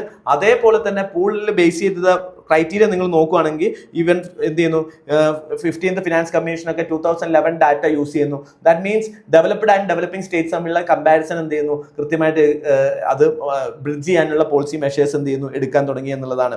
അതുപോലെ strengthening fiscal discipline FRBM acts വന്നതുകൊണ്ട് there is a upper limit for spending എന്ത് ചെയ്യുന്നു, ടാർഗറ്റഡ് ആണ്. അതുകൊണ്ട് ഓട്ടോമാറ്റിക്കലി എന്ത് ചെയ്യുന്നു, ഗ്രാൻഡ്സ് കാര്യങ്ങളൊക്കെ ഇവരെ ഫണ്ട് മാനേജ് ചെയ്യുന്നത് എഫിഷ്യന്റ് ആക്കി എന്ന് നമുക്ക് പറയാൻ പറ്റും. അതുപോലെ support for regional priorities, special grants for north eastern state, അതുപോലെ സ്പെഷ്യൽ കാറ്റഗറി സ്റ്റേറ്റ്സ് എന്ത് ചെയ്യുന്നു, നമ്മൾ ക്രിയേറ്റ് ചെയ്യുന്നു. So special category states status കൊടുക്കുന്നു. So more fund for border states അല്ലെങ്കിൽ മൗണ്ടെയിൻ ഡിഫിക്കൽട്ട് ടെറൈൻ സ്റ്റേറ്റ്സിലൊക്കെ കൂടുതൽ ഫണ്ട് കൊടുക്കുന്നു. But however there are negative impact. Negative impact എന്ന് പറയുന്നത് ഇറോഷൻ ഓഫ് ഫിസിക്കൽ ഓട്ടോണമി ആണ്. സോ ഏർലിയർ നിങ്ങൾ നോക്കുകയാണെങ്കിൽ ബിഫോർ GST എന്ന് പറയുന്നത് കൂടുതൽ സ്റ്റേറ്റിന് എന്തായിരുന്നു, ഓട്ടോണമി ഉണ്ടായിരുന്നു ബിഫോർ GST. ഇപ്പോൾ എന്താണ്, സ്റ്റേറ്റ് ഓട്ടോണമി കുറയുന്നു. GST കോമ്പൻസേഷൻ സെസ് ഒക്കെ നമ്മൾ വീണ്ടും നിർത്തിയിട്ടുണ്ടെങ്കിൽ അതിന്റെ കോമ്പൻസേഷൻ എന്ത് ചെയ്യുന്നു, വീണ്ടും ആ സെസ് ഇപ്പോഴും കണ്ടിന്യൂ ചെയ്യുന്നു. സോ ഇതുപോലെയുള്ള പ്രോബ്ലംസ് ഒക്കെ എന്ത് ചെയ്യുന്നുണ്ട്, കാണുന്നുണ്ട്. ഇത് റിലേഷൻഷിപ്പിനെ സ്ട്രെയിൻഡ് ആക്കുന്നെന്ന് നമുക്ക് പറയാൻ പറ്റും. And this is leading to rise in dependence on center. So there is a tendency of aid dependency നമുക്ക് കാണാൻ പറ്റും with respect to state. For examples like state like Kerala എന്താണ്, എയ്ഡിന് വേണ്ടി വളരെ ഡിപ്പെൻഡഡ് ആണ്. സോ അങ്ങനെയുള്ള പ്രോബ്ലംസ് ഒക്കെ നമുക്ക് കാണാൻ പറ്റും. അതുപോലെ തന്നെ state like Andhra Pradesh and claiming four special category status. So ഇതൊക്കെ അതിന്റെ പ്രോബ്ലംസ് ആയിട്ട് നിങ്ങൾക്ക് എഴുതാൻ പറ്റും. സോ അതുപോലെ തന്നെ more number of central sector scheme and central sponsored scheme എന്ത് ചെയ്യുന്നുണ്ട്, ഇവരുടെ ഫ്ലെക്സിബിലിറ്റി ഓഫ് പോളിസി ഇംപ്ലിമെന്റേഷനെ സ്റ്റേറ്റിനെ ബാധിക്കുന്നു. And there are horizontal imbalances because സ്റ്റേറ്റ്സുകൾ തമ്മിൽ എന്ത് ചെയ്യുന്നു, സ്ട്രോങ്ങർ സ്റ്റേറ്റ് ആയ തമിഴ്നാട്, മഹാരാഷ്ട്ര എന്ന തമ്മിൽ എന്തുണ്ട്, ദർ ഈസ് എ ഡിഫറൻസസ്. അതുപോലെ GST റീസ്ട്രക്ചറിങ്ങിന്റെ കാര്യമായിട്ട് വീക്കർ സ്റ്റേറ്റിന് എന്ത് ചെയ്യുന്നു, റവന്യൂ ഷോർട്ടേജ് പോകുന്നു അല്ലെങ്കിൽ ഫേസ് സ്ട്രഗിൾ ചെയ്യുന്നു എന്നുള്ള രീതിയിൽ നമുക്ക് പറയാൻ പറ്റും. ഇനി സെൻട്രൽ ഡൊമിനൻസ് എന്ത് ചെയ്യുന്നു, ഫോർ എക്സാമ്പിൾ സെസ് ഒക്കെ ചാർജ് ചെയ്യുന്ന സമയത്ത് സെൻട്രലിന്റെ എന്തെങ്കിലും GST കൗൺസിലിന്റെ പെർമിഷൻ മേടിക്കുക. സോ നമ്മൾ എന്ത് ചെയ്തു, after flood we have introduce cess but we had to take the approval from the GST council. So ഇതിന്റെ എന്ത് ചെയ്യുന്നു, ഫ്രീഡം നമ്മളെ ലിമിറ്റ് ചെയ്യുന്നു എന്നുള്ള രീതിയിൽ നമുക്ക് എന്ത് ചെയ്യാൻ പറ്റും, എഴുതാൻ പറ്റും. ഇനി ഹവർ എന്താണ്, കൺക്ലൂഷനിലേക്ക് വരുമ്പോൾ നമുക്ക് പോസിറ്റീവായിട്ട് പറയാം. സോ അപ്പോൾ നിങ്ങൾക്ക് ഒരു വേ ഫോർവേഡ് എഴുതാം, എന്തൊക്കെ ചെയ്യാം എന്നുള്ളത്. ഫിസിക്കൽ പ്രുഡൻസ് കൂടുതൽ ബെറ്റർ ആക്കാൻ വേണ്ടിയിട്ട് നമുക്ക് എന്ത് ചെയ്യാം, ഒരു കൺസൾട്ടേഷൻ ബേസ്ഡ് GST ഫോറം പോലെയുള്ള ഒരു കൺസൾട്ടേഷൻ ബേസ്ഡ് ഒരു കോപ്പറേറ്റീവ് ഫെഡറലിസം മുന്നോട്ട് പ്രൊമോട്ട് ചെയ്യണം എന്നുള്ള രീതിയിൽ നമുക്ക് പറയാം. So central state financial relations എന്ത് ചെയ്യുന്നു, റിഫ്ലക്ട് എ ഗ്രാജുവൽ ഷിഫ്റ്റ് ആണ്. സെൻട്രലൈസ്ഡ് പ്ലാനിങ്ങിൽ നിന്ന് എന്ത് ചെയ്തു, കോപ്പറേറ്റീവ് ഫെഡറലിസത്തിലേക്ക് പോയത് നമുക്ക് കാണാൻ പറ്റും. To ensure the fiscal architecture balance ചെയ്യാൻ വേണ്ടി state enjoy the flexibility for local development. അതുപോലെ തന്നെ സ്റ്റേറ്റിന്റെ ഓൺ ടാക്സ് റവന്യൂസ് എൻട്രി ചെയ്യാനുള്ള എന്ത് ചെയ്യണം, എൻട്രി ചെയ്യാനുള്ള പോളിസീസ് എന്ത് ചെയ്യാം, നമുക്ക് എടുക്കാം എന്ന രീതിയിൽ ഒരു കോപ്പറേറ്റീവ് ഷെയർഡ് ഫിസിക്കൽ ഫെഡറലിസത്തിലേക്കാണ് നമ്മൾ പോകേണ്ട രീതിയിൽ നിങ്ങൾക്ക് എന്ത് ചെയ്യാൻ പറ്റും, കൺക്ലൂഡ് ചെയ്യാൻ പറ്റും. സോ ഇത്രയും ക്വസ്റ്റ്യൻസ് ആണ് എന്ത് ചെയ്തിട്ടുള്ളത്, UPSC പോളിറ്റിന്റെ ഭാഗത്തുനിന്ന് ഈ വർഷം ചോദിച്ചിട്ടുള്ളത്. 110 മാർക്കിന്റെ ക്വസ്റ്റ്യൻസ് ആണ് ചോദിച്ചിട്ടുള്ളത്. ക്വസ്റ്റ്യൻസിൽ 2-3 ക്വസ്റ്റ്യൻസ് ഈസി സൈഡിലേക്ക് ഉണ്ടെന്നുണ്ടെങ്കിലും ബാക്കി സൈഡ് മോഡറേറ്റ് ടു ഡിഫിക്കൽട്ട് ലെവലിലേക്കാണ്. And writing those questions in the given ടൈമിലേക്ക് എഴുതുക എന്ന് പറയുന്നതും പോയിന്റ്, അതും ഫാക്ച്വൽ ആയിട്ടുള്ള പോയിന്റ്സ്, അതുപോലെ തന്നെ സബ്സ്റ്റാൻഷിയേറ്റ് ചെയ്യാൻ പറ്റുന്ന രീതിയിലുള്ള പോയിന്റ്സ് ചില സമയത്ത് ക്രിയേറ്റ് ചെയ്യുക എന്നുള്ളത് ഡിഫിക്കൽട്ട് ആണ് എന്നുള്ളതാണ്. ഇനി കറണ്ട് അഫയേഴ്സിന്റെ ബ്രെഡ്ത്ത് നോക്കുകയാണെങ്കിൽ തന്നെ കഴിഞ്ഞ ഒരു 2 വർഷത്തേക്കായിട്ട് നമുക്ക് ലിമിറ്റ് ചെയ്യാൻ പറ്റില്ല. പൊളിറ്റിയുടെ കാര്യത്തിൽ ഒരു 5-6 വർഷത്തെ കറണ്ട് അഫയേഴ്സിന്റെ റിലേറ്റഡ് ആയിട്ടുള്ള ക്വസ്റ്റ്യൻസ് ആണ്. അപ്പോൾ കുറച്ചുകൂടി ഫ്ലെക്സിബിൾ ആൻസർ റൈറ്റിംഗ് പ്രാക്ടീസസ് ആണ് ഇവിടെ കൂടുതലായിട്ട് ഡിമാൻഡ് ചെയ്തിട്ടുള്ളത്. സോ അതൊരു വൺ ഓഫ് ദി ചിലപ്പോൾ ഒരു ഹഡിലായിട്ട് അല്ലെങ്കിൽ ഒരു ടാസ്ക് ആയിട്ട് UPSC എക്സാമിനേഷൻ എഴുതുന്ന ആളുകൾക്ക് ഫീൽ ചെയ്തിട്ടുണ്ടാവാം. അപ്പം നിങ്ങൾ ഇനി പ്രിപ്പയർ ചെയ്യുമ്പോഴും ഇത്രത്തോളമുള്ള ബ്രെഡ്ത്തും ഓഫ് അണ്ടർസ്റ്റാൻഡിങ് പൊളിറ്റിയിൽ ഉണ്ടാവുക എന്നുള്ളത് വളരെ നല്ലതാണ്. I hope you understood and ഇപ്പോഴത്തെ ഡിമാൻഡ്സ് എന്താണെന്നുള്ളത് മനസ്സിലായി എന്ന് വിചാരിക്കുന്നു. അപ്പോൾ നിങ്ങൾക്ക് ഈ വീഡിയോ ഇഷ്ടപ്പെട്ടിട്ടുണ്ടെങ്കിൽ എന്ത് ചെയ്യുക, നിങ്ങളുടെ അഭിപ്രായങ്ങൾ എന്ത് ചെയ്യുക, കമൻറ്റ് ചെയ്യുക. അതുപോലെ തന്നെ please do share this video with your fellow aspirants. Okay, thank you so much.